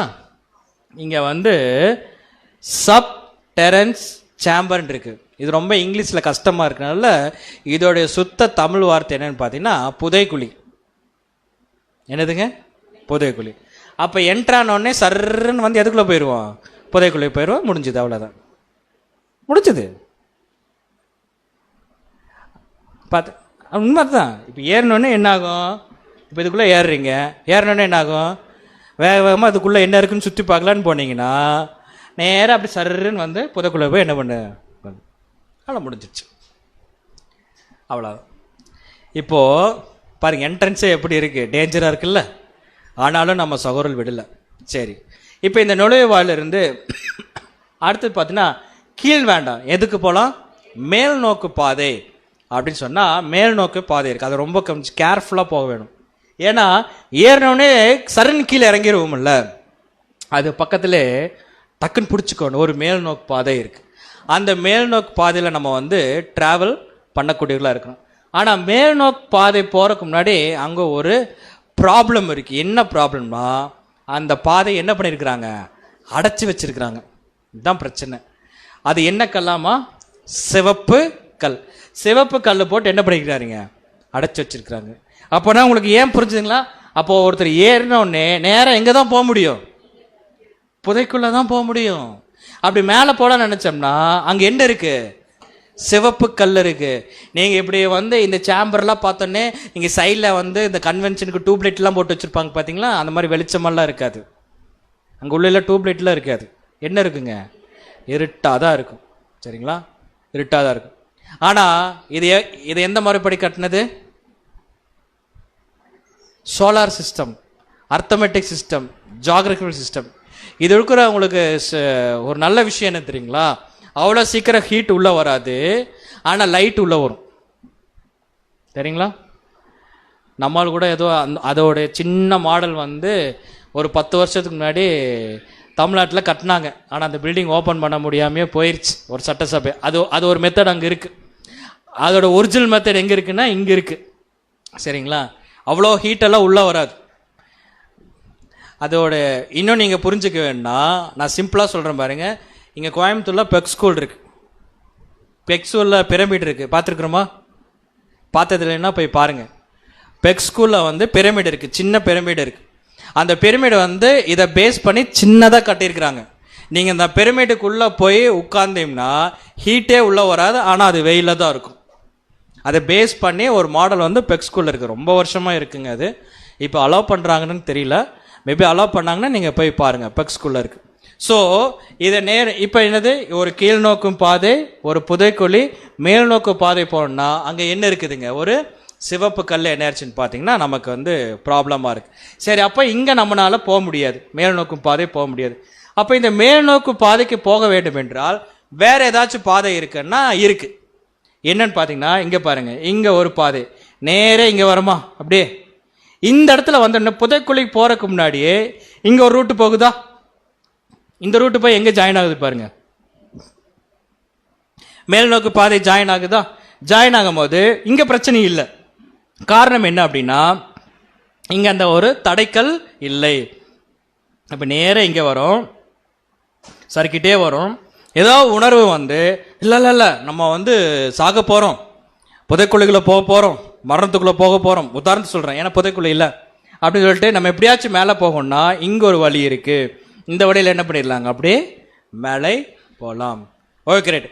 இந்த இடத்துல போகும்போது நீங்கள் நல்லா புரிஞ்சுக்கலாம், இந்த இடத்துல ஒரு வார்த்தை இருக்கு, இந்த ஒர்க்கர்ஸ் எஸ்கேப் பேசேஜ் இந்த இடத்துல இருக்குங்களா. இது ஆக்சுவலாக என்னன்னு பார்த்தீங்கன்னா இந்த இடத்துல வந்து நீங்கள் பாருங்க, இந்த இடத்துல கூட இப்படி இருக்கும், இப்படி வரிசை இப்படி கட்டம் கட்டம் மட்டும் இந்த இடத்துல இருக்கு. இந்த இடத்துல பார்த்தீங்கன்னா இளைப்பாறு இடம் ஒன்று இருக்கு. ஏன்னா கஷ்டப்பட்டு கீழே இறங்கி வந்துடுவாங்க, கஷ்டப்பட்டு மேலே போவாங்க, மேல் நோக்கி பாதை போகின்ற பொழுது ரொம்ப டயர்டாயிரும், முடியாது. அதனால என்ன இருக்குமாமாங்க, இளைப்பாறும் இடம். இன்றைக்கும் மலைகளெல்லாம் நம்ம ஏறதில்லை, அப்படியே தான் மலைகள்லாம் ஏறும் போது அங்கங்கே பெஞ்ச் போட்டு வச்சுருப்பாங்க. எதுக்கு, மலை ஏறும் போது பெஞ்சு போட்டு வச்சுக்கான்னு எதுக்குன்னா உட்காந்து ரெஸ்ட் எடுக்கிறதுக்கு தான், வேறு எதுவுமே இல்லை. அந்த மாதிரி அங்கே ஒரு இடம் இருக்கும். சரிங்களா. அடுத்தது என்ன இருக்கும் அப்படின்னு பார்த்தீங்கன்னா பெரிய பாதை. என்ன பெரிய பாதை, இந்த இலைப்பாறம் இடத்துல வந்து ரெஸ்ட் எடுத்துட்டு அப்படியே மேலே போனோம்னா இந்த மேல் நோக்கும் பாதை இருக்குது பார்த்தீங்களா, அப்படியே இந்த இடத்துல போகும்போது இங்கே ஒரு பெரிய பாதை வரும். இந்த பாதை பாருங்க, இந்த பாதை காட்டிலும் பெருசாக இருக்கும், நம்ம தனித்தனியாக பார்க்கலாம். இந்த மேல்நோக்கு பாதை இருக்கு பார்த்தீங்களா, இதை காட்டிலும் இந்த பாதை எப்படி இருக்குங்க, பெரிய பாதையாக இருக்கும். பாதை தான் பெருசாக இருக்கும், ஆனால் போடுறது கொஞ்சம் கஷ்டமாக இருக்கும். சரி, இந்த பெரிய பாதையை வந்து நம்ம டிராவல் பண்ணி போயிட்டோம்னா நேரம் எங்கே போயிடலான்னு பார்த்தீங்கன்னா ராஜாவோட அரண்மனைக்கு, ராஜாவோட அறைக்கு போயிடலாம். இந்த ராஜா அறையில் என்ன இருக்குன்னு பார்த்தீங்கன்னா, என்ன இருக்கும் ராஜா அறையில், ஒன்றுமே என்ன பண்ணாதுங்க, இருக்காது. கஷ்டப்பட்டு போய் பார்த்தாங்க, ராஜா அறையில் என்ன இருந்துச்சுங்க, ஒன்றுமே இல்லை. ஆனால் என்ன அப்படின்னா எப்படியாவது எங்கே போயிட வேணும், ராஜாவோட அறைக்கு போக வேணும். ராஜாக்குன்னு ஒரு அறை இருக்கும் போது யாருக்கும் கண்டிப்பாக அறை இருக்கும், ராணிக்கும் ஒரு அறை இருக்கும்ல. இப்போ ராணியோட அறை எங்கே இருக்குது அப்படின்னு பார்த்தீங்கன்னா இது பாருங்க, கிங்ஸ் சேம்பர். ராணியோட அறை எங்கே இருக்குன்னு பார்த்தீங்கன்னா இங்கே ரெஸ்ட் எடுத்துட்டு இங்கே மேலே போயிட்டு பார்க்குறாங்க, இங்கே ஒரு பெரிய பாதை இருக்கு. அஜுஜி, இந்த பெரிய பாதைக்குள்ளே நம்மளால போக முடியாது அப்படின்னு நினச்சிட்டோம்னா அங்கேருந்து ஈஸியாக ஒரு அறைக்கு போகலாம். இங்கே ஏதாச்சும் இருக்கா, தடை இருக்கா, எதுவுமே இல்லை. அந்த இடம்தான் என்னன்னு பார்த்தீங்கன்னா ராணியோட அறை, த குயின்ஸ், இங்கிலீஷில் குயின்ஸ் சேம்பர் அப்படின்னு நீங்கள் சொல்லப்பட்டிருக்கு. அப்போ குயின்ஸ் சேம்பருக்குள்ளே போகிறது இல்லை என்றால் கிங்ஸ் சேம்பருக்குள்ளே போகிறது யார் கையில் இருக்கு, அது போகிறவங்க கையில் இருக்கு, நம்ம கையில் இல்லை. யார் கையில் இருக்கு, போகிறவங்க கையில் இருக்கு. இப்போ யார் போகிறாங்க அப்படிங்கிறது தான் நம்ம பாடத்தில் வந்து பார்க்க போகிறோம். சரிங்களா, யார் போகிறார்கள் என்பதை தான் நம்ம வந்து பார்க்க போகிறோம். நான் உங்களுக்கு இது ஏற்கனவே ஸ்கிப் பண்ண போகிறோம். 1 பேதுரு 2ஆம் அதிகாரம் வசனம் 4-5. 1 பேதுரு 2ஆம் அதிகாரம் 4-5 வசனங்கள். மனுஷரால் தள்ளப்பட்டதாயினும் தேவனால் தெரிந்து கொள்ளப்பட்டதும் விலையேற பெற்றதுமாயிருக்கிற ஜீவனுள்ள கல்லாகிய அவரிடத்தில் சேர்ந்தவர்களாகி நீங்களும் ஜீவனுள்ள கற்களைப் போல ஆவிக்கேற்ற மாளிகையாகவும் இயேசு கிறிஸ்து மூலமாய் தேவனுக்கு பிரியமான ஆவிக்கேற்ற பலிகளை செலுத்தும்படிக்கு பரிசுத்த ஆசாரிய கூட்டமாகவும் கட்டப்பட்டு வருகிறீர்கள். ஸோ இதை நம்ம புரிந்து கொள்ளோம்னா 1 பேதுரு 2ஆம் அதிகாரம் வசனம் 4-5 தெளிவாக நம்ம சொல்லப்பட்டிருக்கு, மனுஷரால் தள்ளப்பட்டதாயினும் தேவனால் தெரிந்து கொள்ளப்பட்டதும் விலையேற பெற்றதுமா இருக்கிற ஜீவனுள்ள கல்லாக அவரிடத்தில் சேர்ந்தவர்களாகிய நீங்களும். சரிங்களா, அப்ப இந்த கல் முழுவதும் யாரை அடையாளப்படுத்துகிறது அப்படின்னு பார்க்கின்ற பொழுது நம்முடைய ஆண்டவராய் இயேசு கிறிஸ்துவை அதை அடையாளப்படுத்துகிறது. இந்த கல்லு மேலதான் யார் கட்டப்படுகிறார் பாத்தீங்கன்னா நம்ம என்ன பண்றோங்க, கட்டப்படுகிறோம் என்பதை பார்க்கின்றோம். தேவன் இதை எப்படி அழகாக நமக்கு புரிய வைக்கிறாருன்னு பாருங்க. சரிங்களா? இந்த கல் யாருன்னு பார்க்கின்ற பொழுது நம்முடைய ஆண்டவராய் இயேசு கிறிஸ்து. அந்த கல்லுக்கு மேல கட்டப்படுகிற யாருன்னு பார்க்கின்ற பொழுது தேவனுடைய பிள்ளைகள், இயேசு கிறிஸ்துனுடைய சரீரம். அப்ப இதுக்குள்ள இருக்கிற பாடம் மற்றவர்களுக்கு பாடமா இல்லையான்னு தெரியல, ஆனா நமக்கு இது நிச்சயமாக ஒரு பாடம். ஏன்னா நம்முடைய டிராவலிங், இந்த பூமிக்குரிய டிராவலிங் எங்க இருக்குன்னு பாத்தீங்கன்னா, அந்த திட்டம் எங்க இருக்குன்னு பாத்தீங்கன்னா இந்த பிரமிடுக்குள்ள இருக்கு. இப்ப இந்த பிரமிடு யாருன்னு பார்த்துட்டோம், நம்முடைய ஆண்டவராகிய இயேசு கிறிஸ்துன்னு கிளியரா பார்த்துட்டோம். பாருங்க, சங்கீதம் 118 அதிகாரம் 22 118 சங்கீதம் 22 வீடு கட்டுகிறவர்கள் ஆகாதென்று தள்ளின கல்லே மூளைக்கு தலைக்கல்லாயிற்று. பாருங்க, வீடு கட்டினவர்கள் ஆகாது என்று தள்ளின கல்லு என்ன ஆயிடுச்சுங்க, மூளைக்கு தலைக்கல் ஆயிடுச்சுன்னு சொல்லி பாக்குறோம். சோ இந்த கல் முழுவதும் அந்த யாரை அடையாளப்படுத்தினா, இந்த 23 லட்சம் இல்ல, இது ஒட்டு மொத்தமே யாரை அடையாளப்படுத்துகிறது அப்படின்னு பார்க்கின்ற பொழுது ஆண்டவராக இயேசு கிறிஸ்து அடையாளப்படுத்துறது. அவருடைய சரீரத்தை கூட என்ன பண்ணுதுங்க, இது அடையாளப்படுத்துகிறதா இருக்கு. ஏன்னா இது தேவனுடைய பில்லர், அவர் நினைவாக இந்த பூமியில இருக்கின்ற ஒரு காரியம் என்பதை பார்க்கிறோம். பாருங்க, எபேசியர் 2 அதிகாரம் 19 வாசிப்போம். எபேசியர் 2 அதிகாரம் 19 ஆகையால் நீங்கள் இனி அந்நியரும் பரதேசிகளுமாய் இராமல் பரிசுத்தவான்களோடு ஒரே நகரத்தாரும் தேவனுடைய வீட்டாருமாய் இருந்து. பாத்தீங்களா? அப்போ நீங்க ஒரு பிக்சர் நம்ம அடிக்கடி போடுவது உண்டு, கிறிஸ்துவும் சபையும் கிறிஸ்துவும் சரீரம் பார்க்கின்ற பொழுது அந்த கிறிஸ்து தலை பார்த்துருவோம் ஒரு பிக்சர்ல நம்ம பார்ப்பது. அதுக்கப்புறம் சரீரத்தை எப்படி அடையாளப்படுத்தி பிக்சரா போட்டிருப்போம் பாத்தீங்கன்னா, நிறைய மக்கள் அங்க இருக்கிற மாதிரி போட்டிருப்போம். அந்த மக்களோட தொகை எவ்வளோ, 1,44,000 பேர். இந்த 1,44,000 பேர்த்துக்கு தலை யாருன்னு பார்க்கின்ற பொழுது கிறிஸ்து. அதே மாதிரி இந்த பில்லருக்கு, இந்த பில்டிங்க்கு தலை யாருன்னு பார்க்கின்ற பொழுது கிறிஸ்து. அதனாலதான் நமக்கு புரிஞ்சிருக்கும், இந்த பில்டிங்கோடைய ஃபவுண்டேஷன் எங்க இருக்குன்னு சொன்னோம், கீழே இல்லை, எங்கீங்க, மேல. கிறிஸ்துவுக்கு அப்புறம் யாருன்னு பாத்தீங்கன்னா அப்போஸ்தலர்கள். அப்போஸ்தலர் இருந்து நம்ம என்ன பண்றோம் பாத்தீங்கன்னா அங்க கட்டப்பட்டு வருகிறோம். பாருங்க, எபேசியர் 2 அதிகாரம் 20 வாசிப்போம். எபேசியர் 2 அதிகாரம் 20 அப்போஸ்தலர் தீர்க்கதரிசிகள் என்பவர்களுடைய அஸ்திபாரத்தின் மேல் கட்டப்பட்டவர்களுமாய் இருக்கிறீர்கள், அதற்கு இயேசு கிறிஸ்து தாமே மூலைக்கல்லாய் இருக்கிறார். சொன்னதான் இங்க வசனமா நம்ம கொடுக்கப்பட்டிருக்கிறோம். அப்போஸ்தலர்கள் தீர்க்கதரிசிகள் மேல என்ன பண்ணிருக்கிறோம், நம்ம கட்டப்பட்டு வருகிறோம். சரிங்களா? ஏற்கனவே ஒரு ஸ்லைடு உங்களுக்கு ஸ்கிப் பண்ணியிருந்தேன், அது ரீசனா ஸ்கிப் பண்ணியிருந்தேன். இப்ப மீண்டும் நீங்க யாரும் கன்ஃபியூஸ் ஆகிக்க வேண்டாம், மீண்டும் அந்த ஸ்லைடு நான் போடுறேன் புரிந்து கொள்வதற்காக. ஓகே, நீங்க நல்லா பாருங்க, இந்த இடத்துல ஒரு டாட் இருக்குங்களா, இந்த இடத்துல ஒரு டாட் இருக்கா, நம்ம இந்த டாட் என்ன சொல்லியிருந்தோம், இளைப்பாறும் இடம். நீங்க ஞாபகம் இருக்குங்களா, இளைப்பாறும் இடம் சொல்லியிருந்தோம். இந்த இளைப்பாறும் இடம் இந்த இடத்துல எப்படி இருக்குமாமா, நீங்க நல்லா பாருங்க, இந்த லைன் எங்க இருக்கும் அப்படின்னு பாத்தீங்கன்னா, இதோட பிரமிடோடைய எண்ட் ஸ்டார்டிங் இதுல இருக்கும். புரியுதுங்களா? இப்ப நம்ம இங்க என்ட்ரன்ஸ் ஆகிறோம்னா அப்படியே கீழே போயிருவோம், ஆனா அதோட இதுதான் கிரவுண்ட் லெவல். இப்ப இந்த இலைப்பாறை எங்க இருக்குன்னா கிரவுண்ட்ல தான் இருக்கும். நீங்க நல்லா புரிஞ்சுக்கலாம், ஏன்னா பின்னாடி வர பாயிண்ட்ஸுக்கு உங்களுக்கு யூஸ்ஃபுல்லா இருக்கும். நம்ம கீழே விழுந்துட்டோம்னு சொல்லி கஷ்டப்பட்டு மேலேறி இது வரைக்கும் நம்ம கேட்டோமே, இது வரைக்கும் இது வந்துட்டோமே, இனி போலாமா வேணாமா சொல்லிட்டு ரெஸ்ட் எடுக்கிறோம் பாத்தீங்கன்னா, அது வெறும் என்னவா தான் இருக்கும்னு பாத்தீங்கன்னா ஸ்டார்டிங் ஸ்டேஜா தான் இருக்கும். சரிங்களா? இதை நீங்க மறந்துட வேண்டாம். பாத்தீங்களா, இந்த இடத்தை நீங்க மறக்க வேண்டாம்.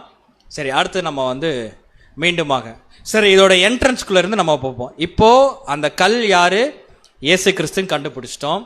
அந்த கல்லு மேல கட்டப்பட்டவர்கள் யாரு, நம்ம தான் கண்டுபிடிச்சிட்டோம்.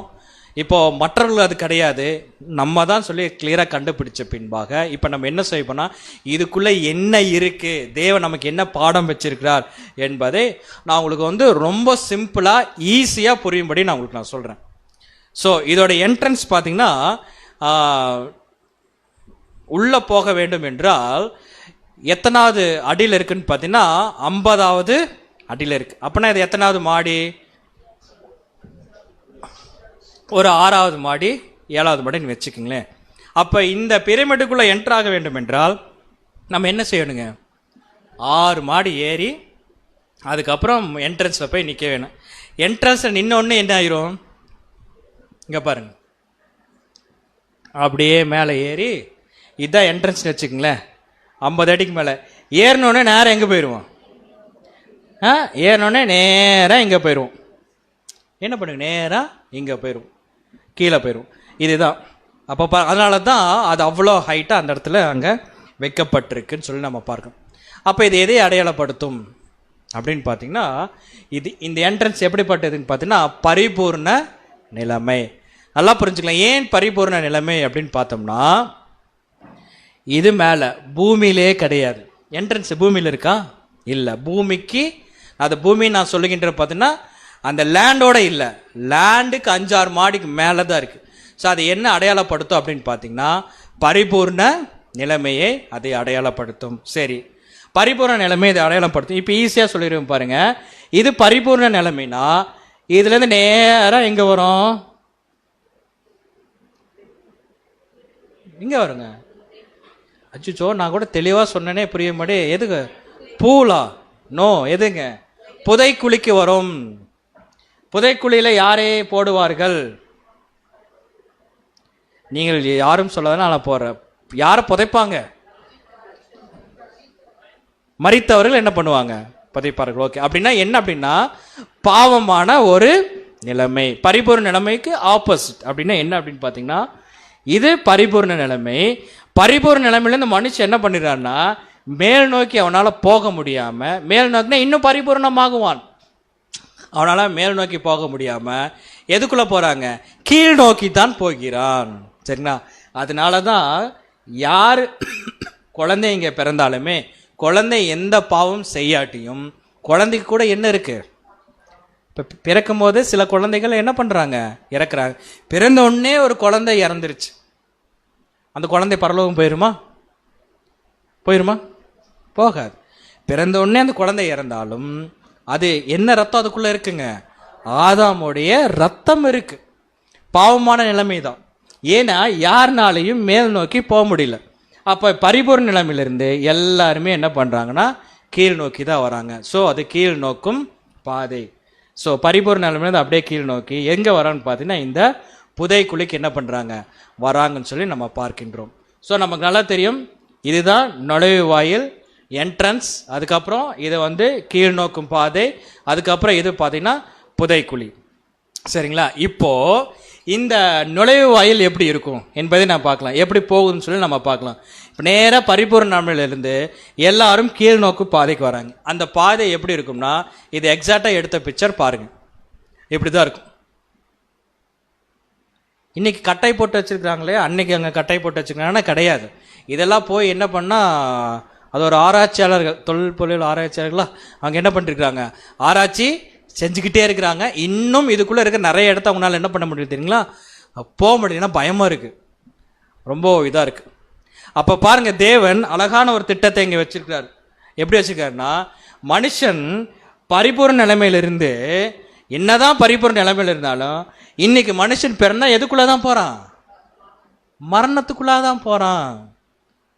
ரோமர் 6:23 ரோமர் 6:23 பாவத்தின் சம்பளம் மரணம். பாவத்தின் சம்பளம் மரணம். ஏற்கனவே பாவம் பண்ணி சம்பளம் வாங்கிட்டார், ஒரே செட்டில்மெண்டா வாங்கிட்டார். யாருங்க? ஆதாம். இப்ப ஆதாம் நிமித்தம் எல்லாரும் எதுக்குள்ள போறாங்கன்னா இந்த பாவத்துக்குள்ள என்ன பண்றாங்க? போறாங்க. தேவனுடைய கிருபை வரமோ நம்முடைய கர்த்தராகிய இயேசு கிறிஸ்துவினால் உண்டான நித்திய ஜீவன். தேவனுடைய கிருபை என்னன்னு பாத்தீங்கன்னா இயேசு கிறிஸ்துவால ஒரு நித்திய ஜீவன் அவர் கொடுக்கக்கூடியவரா இருக்கிறார். ஆதாம் பாவத்தை வாங்கிட்டு யாருமே பரிபூர்ண நிலைமை இல்லாம எல்லாம் என்ன பண்ண கீழ் நோக்கி போயிட்டு இருக்கு. அப்ப மேல் நோக்கு பாதைக்கு போகவே முடியாதா? வாய்ப்பே இல்லையா? ரோமர் 5:12 ரோமர் 5:12 இப்படியாக ஒரே மனுஷனாலே பாவமும் பாவத்தினாலே மரணமும் உலகத்திலே பிரவேசித்தது போலவும் எல்லா மனுஷரும் பாவம் செய்தபடியால் மரணம் எல்லாருக்கும் வந்தது போலவும் இதுவும் ஆயிற்று. பாருங்க, எப்படி ஒரு மனுஷன் பாவம் செஞ்சாரோ அந்த பாவத்தினாலே மரணமும் உலகத்திலே பிரவேசித்தது போல எல்லா மனுஷனும் என்ன பண்றாங்கன்னா பாவத்துக்குள்ள போறாங்க. நீங்க நல்லா பாருங்க எப்படி இருக்குன்னு பாருங்க. ஒரு எக்ஸாம்பிள் புரிந்து கொள்வதற்காக, ஒரு 50 அடி கிட்டத்தட்ட ஒரு 6 மாடிக்கு மேல ஒரு என்ட்ரன்ஸ்ல ஏறிட்டு அங்கிருந்து ஒரு ஸ்லோப்பா அப்படி அங்க நிக்கும் போது மேல இருந்து சர்ன்னு சறுக்கிட்டு வரும்போது எப்படி இருக்கும்? நீங்கள் ரொம்ப கடினமாக இருக்கனால ரொம்ப எளிமையாக கேட்குறேன். ஒரு குழந்தை இருக்கு இல்லைங்க, ஒரு குழந்தைய ரொம்ப ஆசைப்பட்டு, அது என்னது உண்மையாலே தெரியல, என்னது ஸ்லைடர். ஸ்லைடர். ஸ்லைடரா ஸ்லைடா?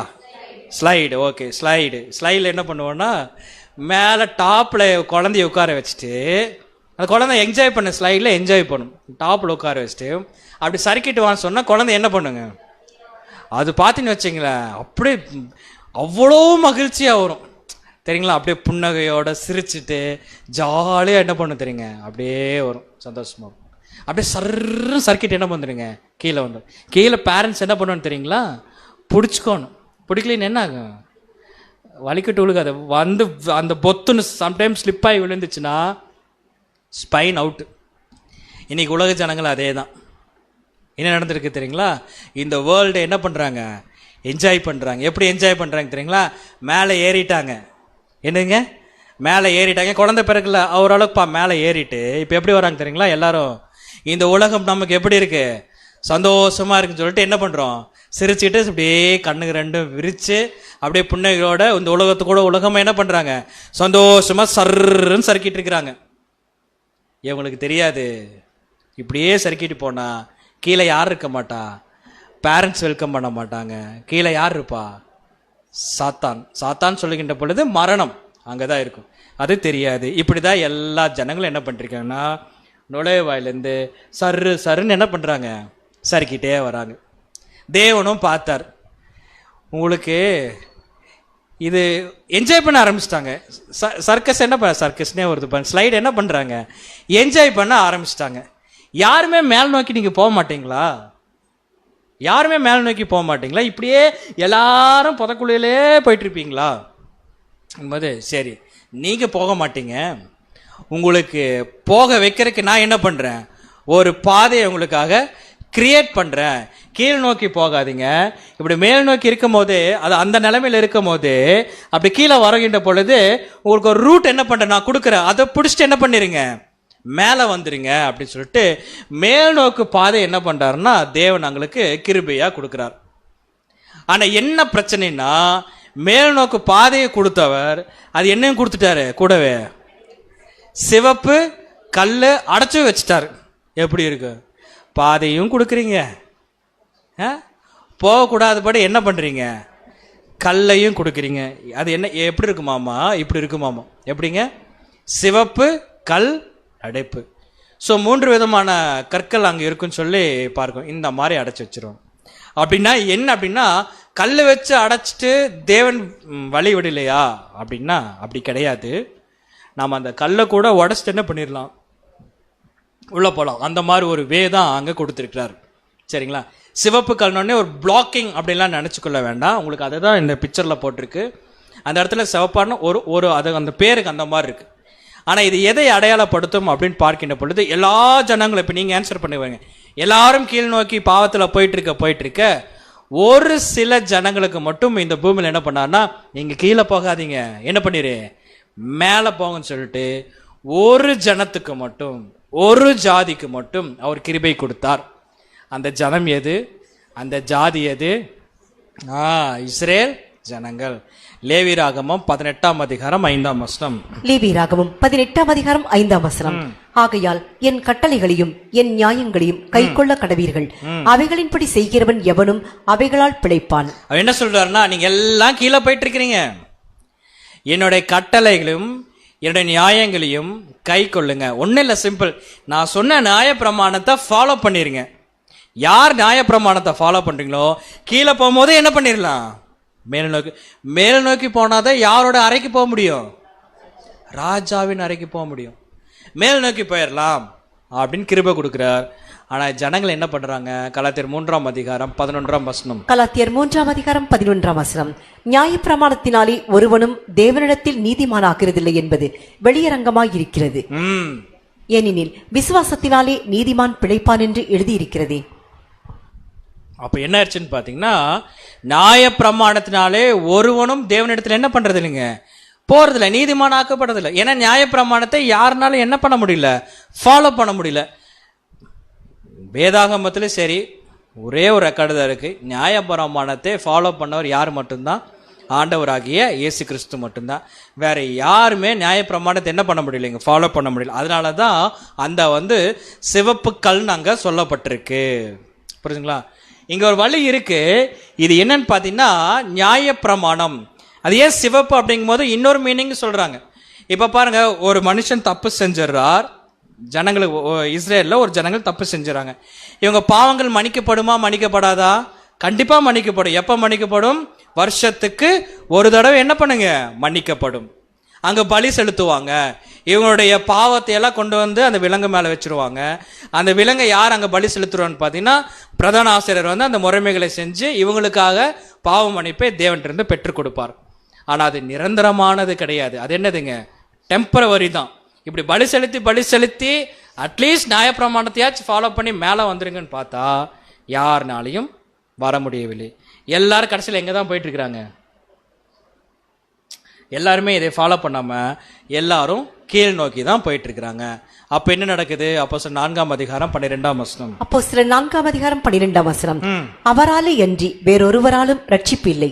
நாம் ரட்சிக்கப்படும்படிக்கு வானத்தின் கீழெங்கும் மனுஷர்களுக்குள்ளே அவருடைய நாமமே அல்லாமல் வேறொரு நாமம் கட்டளையிடப்படவும் இல்லை என்றான். பாருங்க எவ்வளவு புரியும்படியாக தேவன் கொடுத்துட்டார் பாருங்க.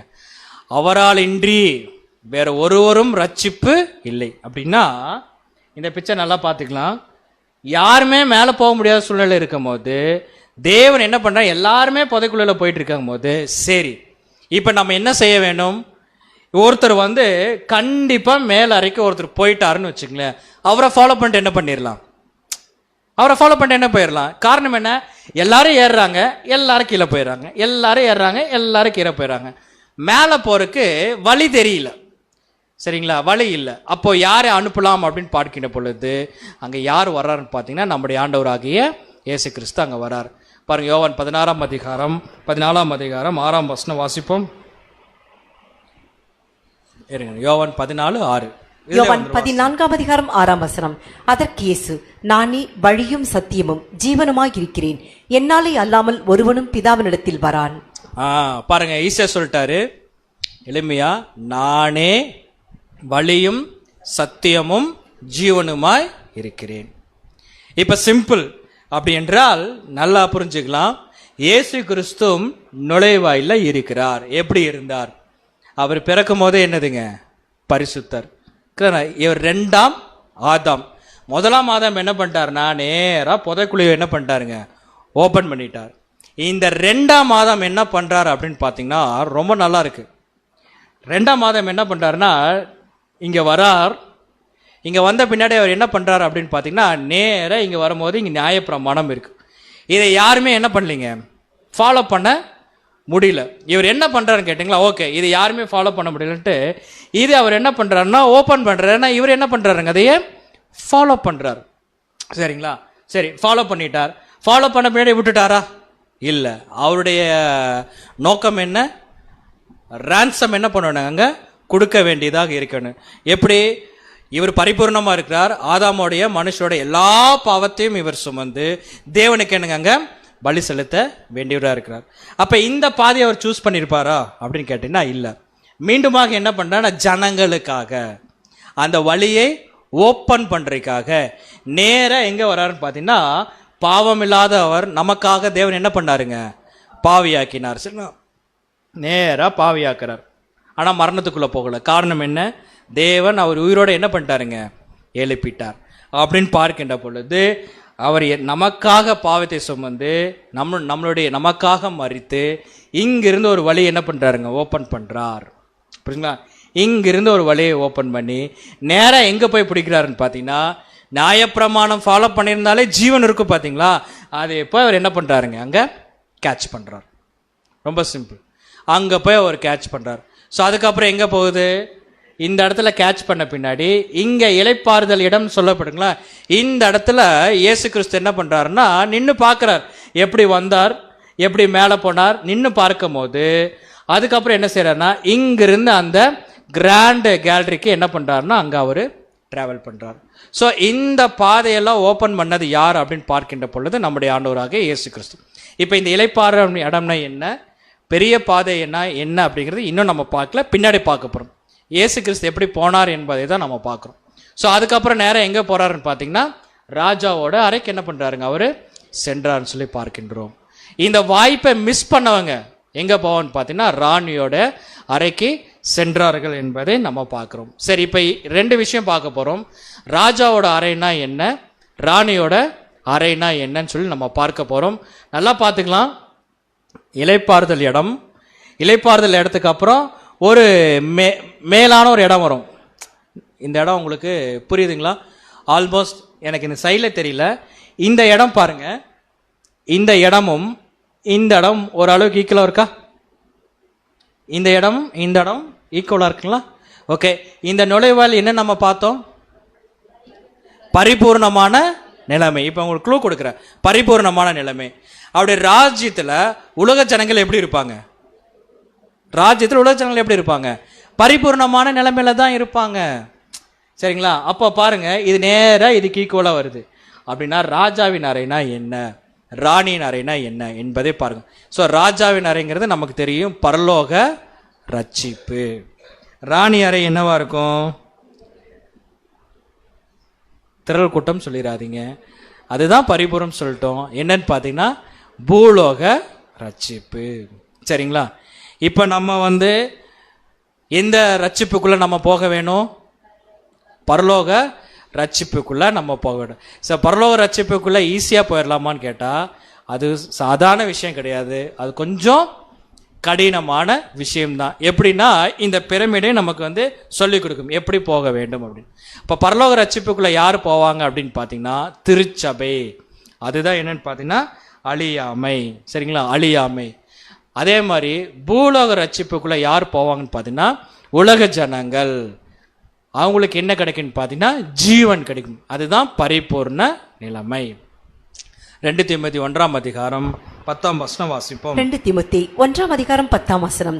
நம்முடைய இரட்சகராகிய இயேசு கிறிஸ்து பிரசன்னமானதினாலே அந்த கிருபை இப்பொழுது வெளிப்படுத்தப்பட்டது. அவர் மரணத்தை பரிகரித்து, பாருங்க, அவர் மரணத்தை பரிகரித்து. எப்படி? மேல இருந்து சருன்னு வந்தார். ஆக்சுவலா அவர் வரல, நமக்காக என்ன பண்ணாருங்க? வந்தார். என்ன பண்ணார்? 2 விஷயத்தையும் கொடுக்கிறார். அழியாமையும் கொடுக்கிறார், ஜீவனையும் கொடுக்கிறார். அழியாமை யாருக்கு? திருச்சபைக்கு. ஜீவன் யாருக்கு? உலக ஜனங்கள். திருச்சபை எங்க போவாங்க? கிங் சாம்பர்ல போவாங்க. உலக ஜனங்கள் எங்க போவாங்க? குயின் சாம்பர்ல போவாங்க. வாசிங்க. அவர் மரணத்தை பரிகரித்து ஜீவனையும் அழியாமையையும் சுவிசேஷத்தினாலே வெளியரங்கமாக்கினார். 2 விஷயம் பாருங்க, ஜீவனையும் அழியாமையும் என்ன பண்றாருன்னா சுவிசேஷத்தினால என்ன பண்றாருன்னு பார்த்தீங்கன்னா அங்க வெளியரங்கம் ஆக்குறார். அப்ப இந்த சுவிசேஷம் தான் நம்மளை என்ன பண்ணுன்னு பார்த்தீங்கன்னா எந்த நிலைமைக்குள்ள நம்ம போகிறோம் என்பதை கிளியரா நமக்கு டிஃபைன் பண்ணி கொடுத்துரும் இந்த சுவிசேஷம். இந்த சுவிசேஷத்தை கேட்டு அதன்படி சரியாக நடந்தால் பரலோகம். இலைப்பாறுதல் உட்கார்ந்து நம்ம யோசிச்சு இது முடியுமா முடியாதா, போலாமா வேண்டாமா அப்படின்னு நினைச்சிட்டோம்னா நம்ம எங்க போறதா அதிக சான்ஸ் உண்டுங்க? இந்த பூமிக்குரிய ஆசீர்வாதம் பெற்றுக்கொள்வதற்கு தான் நமக்கு அதிக சான்ஸ் உண்டு. Okay, right. அதே மாதிரி பார்த்தீங்கன்னா இந்த மேல் நோக்கும் பாதை இருக்கு இல்லைங்க, இந்த சாம்பர் இருக்கு பார்த்தீங்களா? இப்போ இந்த சாம்பருக்குள்ள போறதுன்னா அவ்வளோ ஈஸியாலாம் போக முடியாது. உங்களுக்கு ஒரு பிக்சர் போடுறேன் புரியும்படியாக. பிக்சர் போயிருச்சோ? Okay, right. இது மிஸ் பண்ணிட்டேன். ஸோ இப்போ இந்த இது இருக்கு பார்த்தீங்களா, இந்த அறைக்குள்ள போறதுன்னா நம்மளால ஈஸியாலாம் போக முடியாது. அதுக்குள்ள எப்படி தான் போக வேணும்னு பார்த்தீங்கன்னா ஸோ இங்கே வராங்க பார்த்தீங்களா, இப்படி தான் பாதை இருக்கும். குமிஞ்சு குமிஞ்சு குமிஞ்சு தான் என்ன பண்ணணுங்க போக வேண்டியதாக இருக்கும். அதே மாதிரி பார்த்தீங்கன்னா இந்த இடத்துல ஸோ இந்த இடத்துல 3 தடவை உள்ள குமிந்து போகிற மாதிரி இருக்கும். இந்த இடம் கிடையாது, இந்த இடத்துல 3 தடவை குனிஞ்சு தான் போக வேண்டியதாக இருக்கும். அதே மாதிரி இருக்கிற எந்த பாதையும் நேராகலாம் நிமிர்ந்து என்ன பண்ண முடியாதுங்க, நம்மளால டிராவல் பண்ணவும் முடியாது.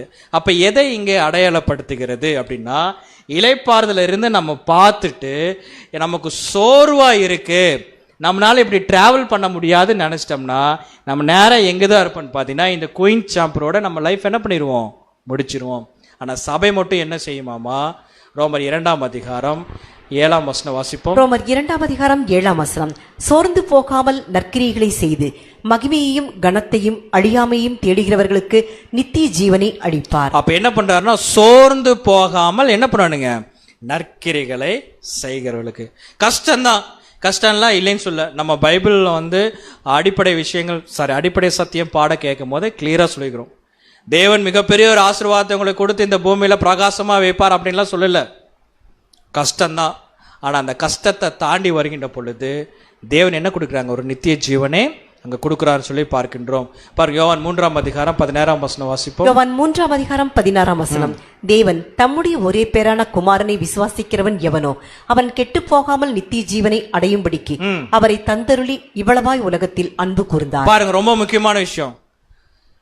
தன்னோட ஒரே பேரானை தேவன் கொடுத்திருக்காரு. எதுக்குன்னா, அவரை யாராச்சும் விசுவாசாங்கன்னா நித்திய ஜீவனை அடையும்படிக்கு என்ன பண்ற, ஒரு கிருபை அங்க செய்கிறார். அப்ப என்ன செய்யறார், ஓ கிரேட், நான் வரேன், கிறிஸ்துவை பின்பற்றுகிறேன் அப்படின்னு சொல்றவங்களுக்கு எந்த பாதை இங்கிருந்து ஓபன் ஆகும் பாத்தீங்கன்னா, இந்த பெரிய பாதை என்ன ஆகுங்க, ஓபன் ஆகும். கிறிஸ்துவை பின்பற்றாதவர்களுக்கு இந்த பெரிய பாதை ஓபன் ஆகாது. இங்கேயோட என்ன பண்ணிக்கலாம், என்னைக்கலாம். அடுத்த ஸ்டெப்பு போறவங்களுக்கு தான் எது ஓபன் ஆகும் பாத்தீங்கன்னா, இந்த பெரிய பாதை ஓபன் ஆகும். இந்த பெரிய பாதையில நம்ம டிராவல் பண்ணி போக வேண்டும். எப்படி டிராவல் பண்ண முடியும்னா, இது ஈஸியா இருக்காது. இதோடைய ஃபீட் மட்டும் எவ்வளோன்னு பார்த்தீங்கன்னா 155 அடி. எவ்வளோங்க, 155 அடி. அதே மாதிரி இதோட ஹைட் மட்டும் எவ்வளோன்னு பார்த்தீங்கன்னா 28 அடி.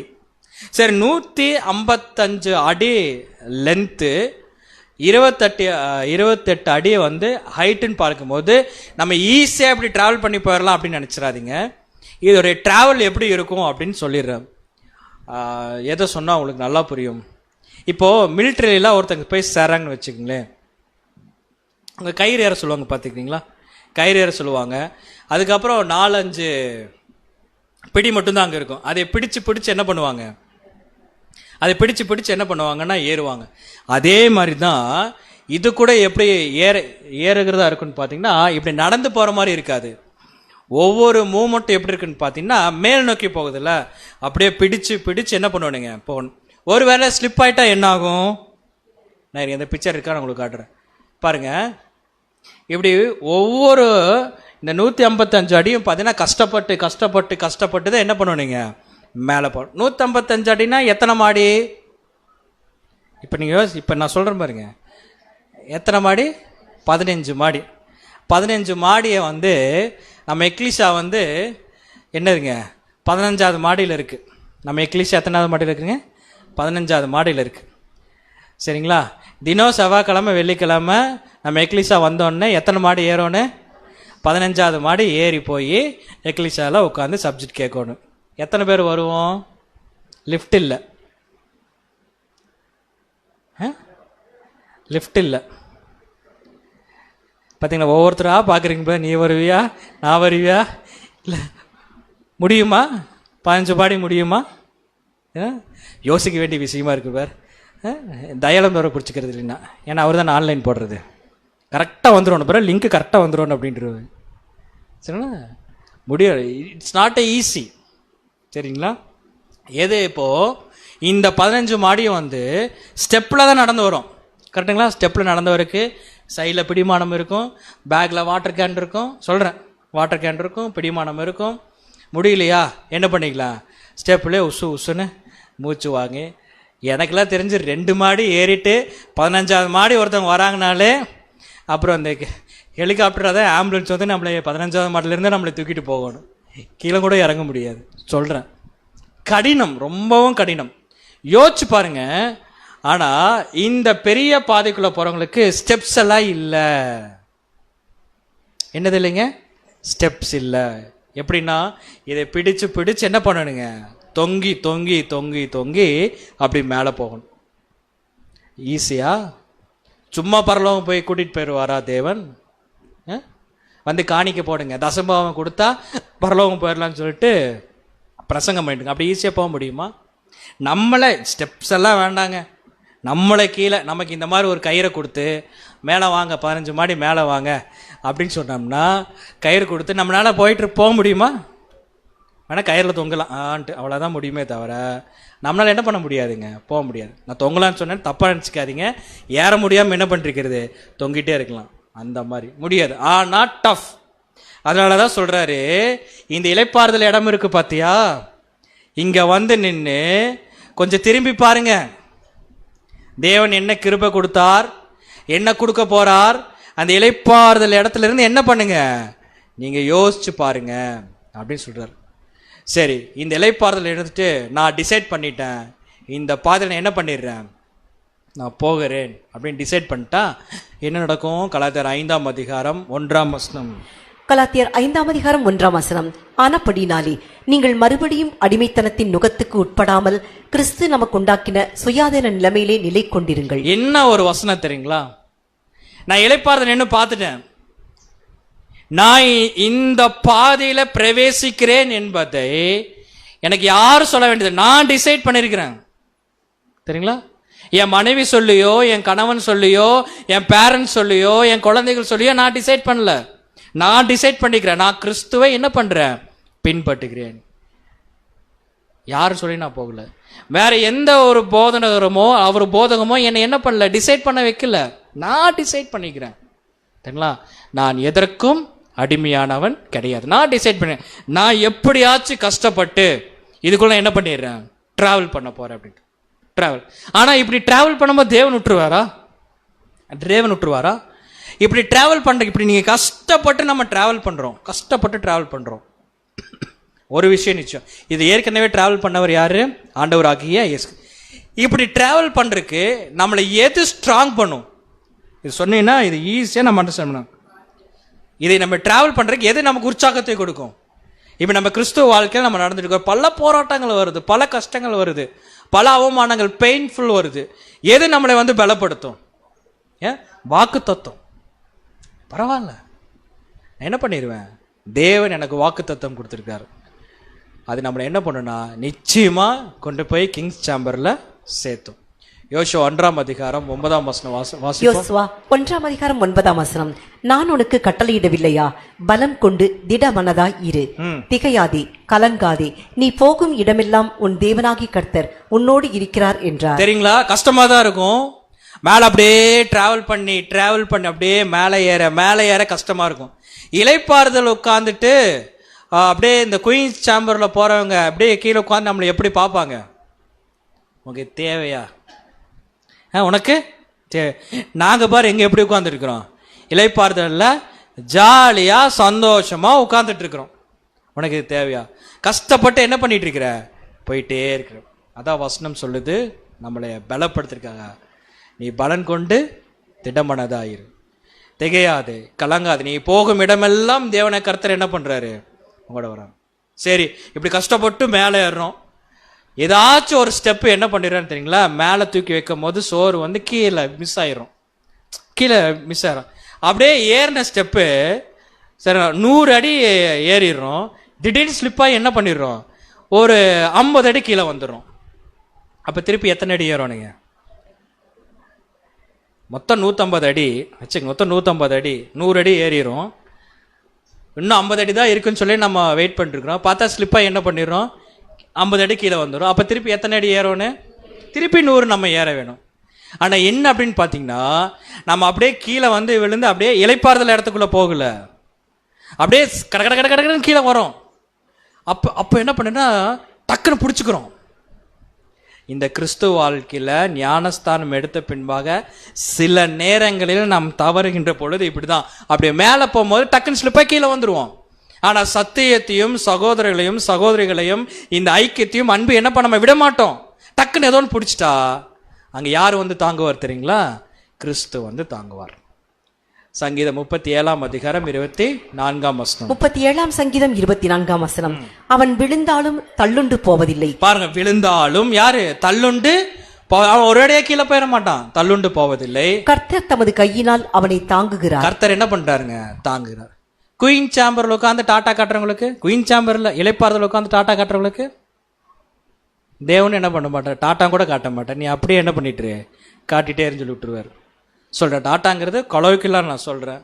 அப்போ யாரை மட்டும்தான் தாங்குவாராமா? அந்த பெரிய பாதையில் வரவங்களுக்கு. சரிங்களா? சங்கீதம் 46 சங்கீதம் 1 46 சங்கீதம் 1 தேவன் நமக்கு அடைக்கலமும் பெலனும் ஆபத்து காலத்தில் அனுகூலமான துணையுமானவர். எப்படின்னா ஆபத்து காலத்தில் அனுகூலமான துணையும். என்ன ஒரு வார்த்தை நம்மளை தாங்குவதற்காக. அது சாதாரண விஷயம் கிடையாது. இப்போ இந்த பெரிய பாதைக்குள்ள கஷ்டப்பட்டு 155 அடி நம்ம கிராஸ் பண்ண போகும்போது அதுக்கப்புறம் என்ன இருக்கும், அது நமக்கு கிடைக்குமா கிடைக்காதா, இவ்வளோ தூரம் நம்ம மேலே வந்துட்டோமே அப்படின்னு சொல்லிட்டு டவுட்டோட என்ன பண்ணக்கூடாதுங்க, வாழக்கூடாது. இப்போ ஞானஸ்தானம் எடுத்துட்டு ஒரு கிறிஸ்துக்குள்ளான ஒரு வாழ்க்கையை வாழ்ந்துட்டு இருக்கிறோம். டவுட்டோடவே வாழ்ந்துட்டு இருந்தா நம்மளால ஜெயிக்க முடியுமா? யோசிச்சு பாருங்க. ஒரு பையன் +2 எக்ஸாம் எழுத போகிறாரு. நான் பாஸ் ஆவானா ஃபெயில் ஆவானான்னு சொல்லிட்டு யோசிச்சு எக்ஸாம் எழுதுறாரு. அவன் என்ன ஆவான்? என்ன ஆவான்னு தெரியுமானா? அவன் ஃபெயில் தான் ஆவான். ஏன்னா அவனுக்குள்ள டவுட் என்னதுங்க இருந்துக்கிட்டே இருக்கு. இப்போ இது ஒரு கொஸ்டின் எழுதுறேன்னு வச்சுங்களேன், நானே பாஸ் ஆக மாட்டேன், எனக்கு தெரியாது, எனக்கு இது எழுத முடியல, அடுத்த கொஸ்டின் பார்ப்போம், இது எனக்கு தெரியல அப்படின்னு சொல்லி ஸ்கிப் பண்ணி எழுதாமையே போயிடுவான். ஆனால் தேவன் என்ன சொல்றான்? இல்லை, நீங்கள் ட்ராவல் பண்ணுறீங்களா, என்ன ட்ராவல் பண்ணிடுங்க. ஏன்னா ஆவிக்குரிய இஸ்ரேல் ஜனங்கள் தரிசித்து அவங்க நடக்க மாட்டாங்க. எப்படி நடப்பாங்க? விசுவாசித்து தான் நடப்பாங்க. 2 கொரிந்தியர் 5 2 கொரிந்தியர் 5 நாம் தரிசித்து நடவாமல் விசுவாசித்து நடக்கிறோம். தரிசித்து நடவாமல் விசுவாசித்து நடக்கிறோம். இப்போ என்னாச்சுன்னா கஷ்டப்பட்டு நல்லா பாருங்க 155 அடி தாண்டி இங்கிருந்து நம்ம எங்கிருந்து போயிருக்கிறோம்? இதை நான் கொஞ்சம் ஸ்பீடாக பண்ணேன். நம்ம இங்கிருந்தா போயிருக்கிறோம். சரிங்களா? கஷ்டப்பட்டு நம்ம என்ன பண்ணோம்னா இதை கிராஸ் பண்ணிட்டோம். மேலே ஏறி கிராஸ் பண்ணோம். போன உடனே நேராக கிங்ஸ் சாம்பருக்குள்ளே போயிடுவோன்னு பார்த்தேன்னா இல்லை, கிங்ஸ் சாம்பருக்குள்ளே என்ன பண்ண மாட்டோம், போக மாட்டோம். அதுக்கு முன்னாடி இங்கே ஒரு இடம் இருக்குது. இந்த இடத்துல 2 இடம் இருக்குது. நீங்கள் இந்த பில்டிங்கில் பாருங்கள், தெரியுதுங்களா? இந்த இடத்துல நம்ம மார்க் பண்ணியிருக்கிறோம். இந்த பிக்சரில் பாருங்கள், கிளியராக இருக்கும். ஸோ இது இளைப்பாறுற இடத்து கொஞ்சம் கிரேஸ் மூலிமா நம்ம குயின் சாம்பர் போவோம். நம்ம இங்கே போகிறதில்ல, இதுதான் கிங் சாம்பர். கஷ்டப்பட்டு 155 அடி இங்கே ட்ராவல் பண்ணுறோம். அப்படியே ட்ராவல் பண்ணோடனே இந்த இடத்துல வந்தோடனே இங்கே பார்த்தீங்கன்னா கல் இருக்குங்களா? இது என்ன சொல்லுவாங்கன்னா ஆன்டி சாம்பர் அப்படின்னு சொல்லுவாங்க. ஸோ இது கிங் சாம்பர், இது என்னதுன்னா ஆன்டி சாம்பர் அப்படின்னு சொல்லுவாங்க. ஸோ இந்த இடத்துல இருக்கு. ஸோ இந்த ஆன்டி சாம்பருக்கு போறதுக்கு முன்னாடி நல்லா பார்த்துங்க, இது கிங் சாம்பர், இது ஆன்டி சாம்பர். இந்த ஆன்டி சாம்பருக்கு போறதுக்கு முன்னாடி இந்த ஒரு கேப் இருக்கா? நல்லா இந்த இடத்துல பார்த்தீங்கன்னா இங்கே கிரேட் ஸ்டெப் அப்படின்னு சொல்லி ஒன்று இடம் இருக்கும். அதுக்கு பேர் என்னதுங்க? Great step. இப்போ இந்த பார்ட் மட்டும் உங்களுக்கு டீட்டெயிலாக பெரிய சைஸில் போடுறோம். எப்படின்னா பாருங்க, கிங்ஸ் சாம்பர். சரிங்களா? இது என்னதுங்க? ஆன்டி சாம்பர். ஆன்டி சாம்பருக்கு முன்னாடி என்ன இருக்குங்க? Great step. ஸோ நீங்கள் வரவங்க பார்த்தீங்களா எப்படி வந்திருக்கிறாங்கன்னு உங்களுக்கு அந்த பிக்சரில் கூட ஒரு அளவுக்கு தெரியும்படியாக இருக்குது. ஸோ இது கிரேட் ஸ்டெப். இந்த இது பார்த்தீங்கன்னா இது என்னதான் இவ்வளோ ஹைட் இருந்தாலும் 28 அடி இருந்தாலும் எல்லாருமே ஈஸியாக நடந்து வர முடியாது. சரிங்களா? கஷ்டப்பட்டு தான் என்ன பண்ணணுங்க மேலே வரும். சரி, இந்த இடம் இருக்குது பார்த்தீங்களா? இந்த இடத்தை நம்ம டீட்டெயிலாக இன்னும் கொடுக்கலாம். ஸோ இப்படி 155 அடி கிராஸ் பண்ணி வந்தோடனே இங்கே என்ன இருக்குங்க? Great step. இந்த ஸ்டெப்பு தாண்டோடனே ஆன்டி சாம்பர் இருக்கலாம். இந்த ஆன்டி சாம்பரில் பாருங்க 3 விதமான ஸ்டெப்ஸ் இருக்கு. அதுக்காக எத்தனை இருக்குங்க பாருங்க, 1 2 3. அப்படின்னா என்ன பண்ணனா இதில் இந்த ஸ்டெப்பு மேலே இது கீழே போய் ஒரு கல்லை தாண்ட வேணும். அதுக்கப்புறம் இன்னொரு கல்லை தாண்ட வேணும். அதுக்கப்புறம் இன்னொரு கல்லை தாண்ட. எப்படின்னா 3 தடவை என்ன பண்ணணுங்க? குமிய வேண்டும். இதில் என்ன பிரச்சனை அப்படின்னா ஃபஸ்ட்டு ஸ்டெப்பு இதில் டீட்டெயிலாக இல்லை, நீங்கள் நோட்ஸில் மேபி இருந்தால் டீட்டெயிலாக இருக்கும், நான் சொல்கிறேன். ஃபஸ்ட்டு குமியிறது பார்த்தீங்கன்னா ஓரளவுக்கு நல்லா குமிய வேணும். 2வது குமியிறது இன்னும் நல்லா குமிய வேணும். 3வது குமியிறது தரையை என்ன பண்ணிக்கணுங்க? படுத்துடணும். அப்போ புரியுதுங்களா? குமியறதுல எப்படி இருக்கு? 3 விதத்தில் அங்கே இருக்கு. அப்போ சாதாரண விஷயம் கிடையாது. மேலே வர்றதே கஷ்டம். கஷ்டம் வந்தோடனே அப்பா வந்தாச்சு அப்படின்னோடனே இல்லை, அங்கே ஒரு ஸ்டெப் இருக்கு. என்னது? கிரேட் ஸ்டெப் இருக்கு.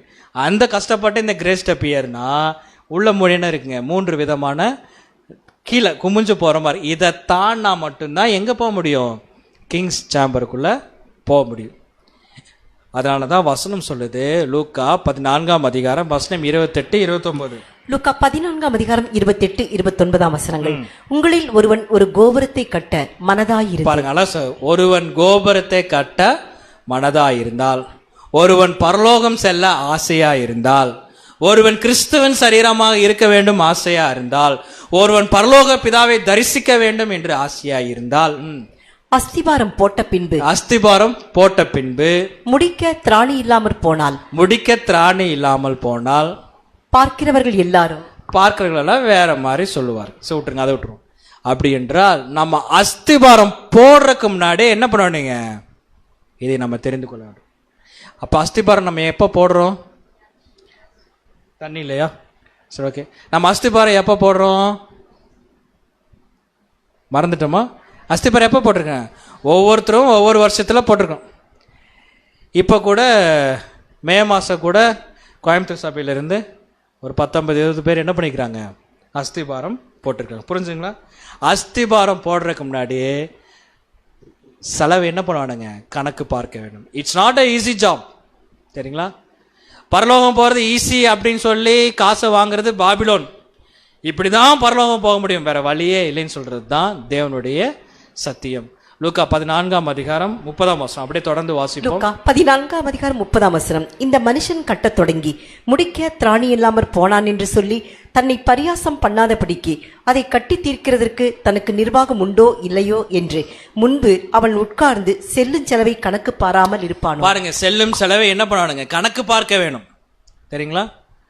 இப்போ ஒருத்தர் வந்து பில்டிங் கட்டுறார், எக்ஸாம்பிள் சொல்றேன். பில்டிங் கட்டுறார், 2 மாடி கட்ட வேணும். 1 மாடி கூட கட்டல, பணம் இல்லை, முடிஞ்சு போச்சு, அவ்வளோதான்.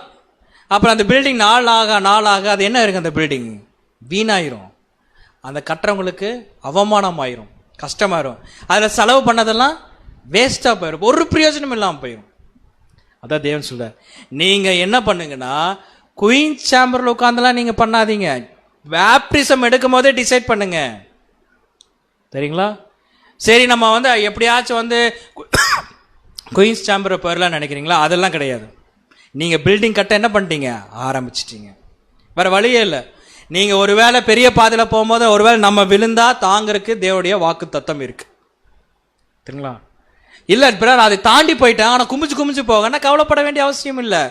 இயேசு தன்னுடைய தாழ்மையை காமிச்சு எப்படி போனார், அவர் நமக்கு இருக்கிறார். அந்த தாழ்மையை காமிச்சா நம்ம என்ன பண்ணிடலாம்? போயிடலாம். லூக்கா 9ஆம் அதிகாரம் 28ஆம் வசனம். லூக்கா 9ஆம் அதிகாரம் 23ஆம் வசனம். பின்பு அவர் எல்லாரையும் நோக்கி, ஒருவன் என் பின்னே வர விரும்பினால் அவன் தன்னைத்தான் வெறுத்து தன் சிலுவையை அனுதினமும் எடுத்துக்கொண்டு என்னை பின்பற்ற கடவன். இதுதான் நம்ம கணக்கு பார்க்க வேண்டிய ஒரு விஷயம். என்னால முடியும், என்னால டிராவல் பண்ண முடியும் அப்படின்னா தாராளமா சிலுவை எடுத்துட்டு என்ன பண்ணிடலாங்க? பின்னாடி போயிடலாம். முடியாது அப்படின்னா, நம்மளால போகவே முடியாது அப்படின்னா பேசாம கீழே என்ன பண்ணிடலாம்? உட்கார்ந்தலாம். அப்போஸ்தலர் 14ஆம் அதிகாரம் 22ஆம் வசனம் வாசிப்போம். அப்போஸ்தலர் 14ஆம் அதிகாரம் 22ஆம் வசனம். சீஷருடைய மனதை திடப்படுத்தி விசுவாசத்திலே நிலைத்திருக்கும்படி அவர்களுக்கு புத்தி சொல்லி நாம் அநேக உபத்திரவங்களின் வழியாய் தேவனுடைய ராஜ்யத்தில் பிரவேசிக்க வேண்டும் என்று சொன்னார்கள். அப்ப என்ன பண்ணா, அநேக உபத்திரவங்கள் வழியாய் தான் எங்க போய் பிரவேசிக்க முடியுங்க? தேவனுடைய ராஜ்யத்துல பிரவேசிக்க முடியும். அடுத்த ஒரு வசனம் பார்த்து இன்னும் டீட்டெயிலாக விளக்கம் பார்க்கலாம். பிலிப்பியர் 1ஆம் அதிகாரம் 29ஆம் வசனம். பிலிப்பியர் 1ஆம் அதிகாரம் 29ஆம் வசனம். ஏனெனில் கிறிஸ்துவனிடத்தில் விசுவாசிக்கிறதற்கு மாத்திரமல்ல, அவர் நிமித்தமாக பாடுபடுகிறதற்கும் உங்களுக்கு அருளப்பட்டிருக்கிறது. விசுவாசிக்கு மாத்திரமல்ல, பாடுபடுவதற்கு என்ன பண்ணிருங்க? அருளப்பட்டு. அப்படி என்றால் இதில் நம்ம இதில் கொடுக்கல, பட் இருந்தாலும் உங்களுக்கு நான் இந்த இடத்துல உங்களுக்கு நான் டீட்டெயிலாக சொல்கிறேன் உங்களுக்கு.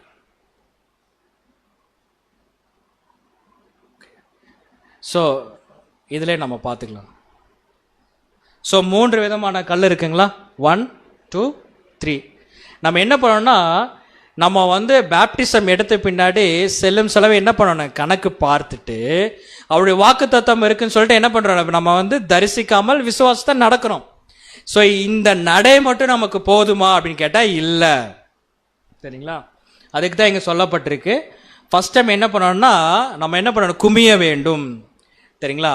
இந்த குமியறது எப்படி இருக்குன்னு பார்த்தீங்கன்னா, நான் ஏற்கனவே சொன்ன மாதிரி 2வது ஸ்டேஜுக்கு போறோம் பார்த்தீங்களா, அதுக்கு முன்பாடி இது கொஞ்சம் ஈஸியாக இருக்கிற மாதிரி இருக்கும். சரிங்களா?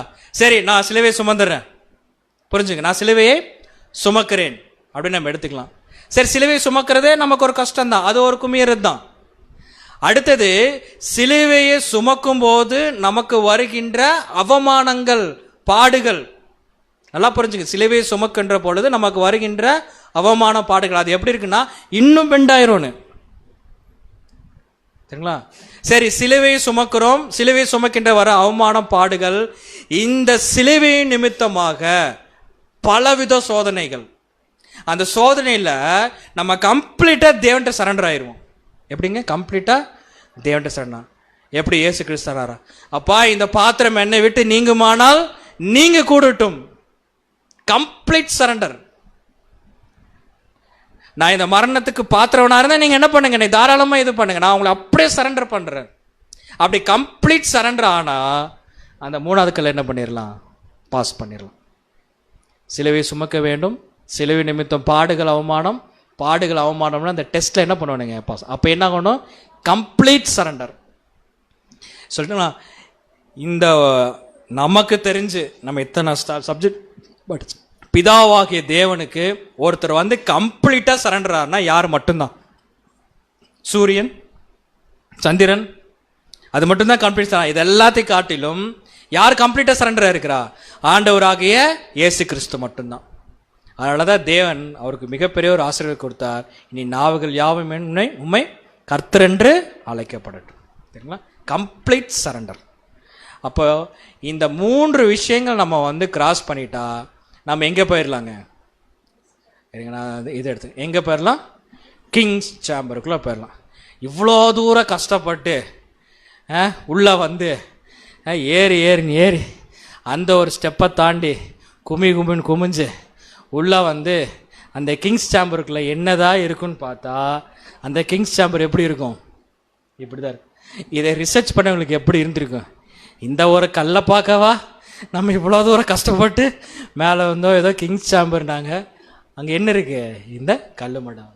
ஆனால் இது ரிசர்ச் பண்ணுறவங்களுக்காக இல்லை, இது யாருக்காக, இது பைபிள் ரிசர்ச் பண்ணுறவங்களுக்காக. இவ்வளோ தூரம் கிராஸ் பண்ணிட்டு வந்தா இங்கே என்னதான் இருக்குன்னு பார்த்தீங்கன்னா இங்கே தான் தேவன் இருக்கிறார். வெளிப்படுத்தல் 3ஆம் அதிகாரம் 21ஆம் வசனம். வெளிப்படுத்தல் 3ஆம் அதிகாரம் 21ஆம் வசனம்.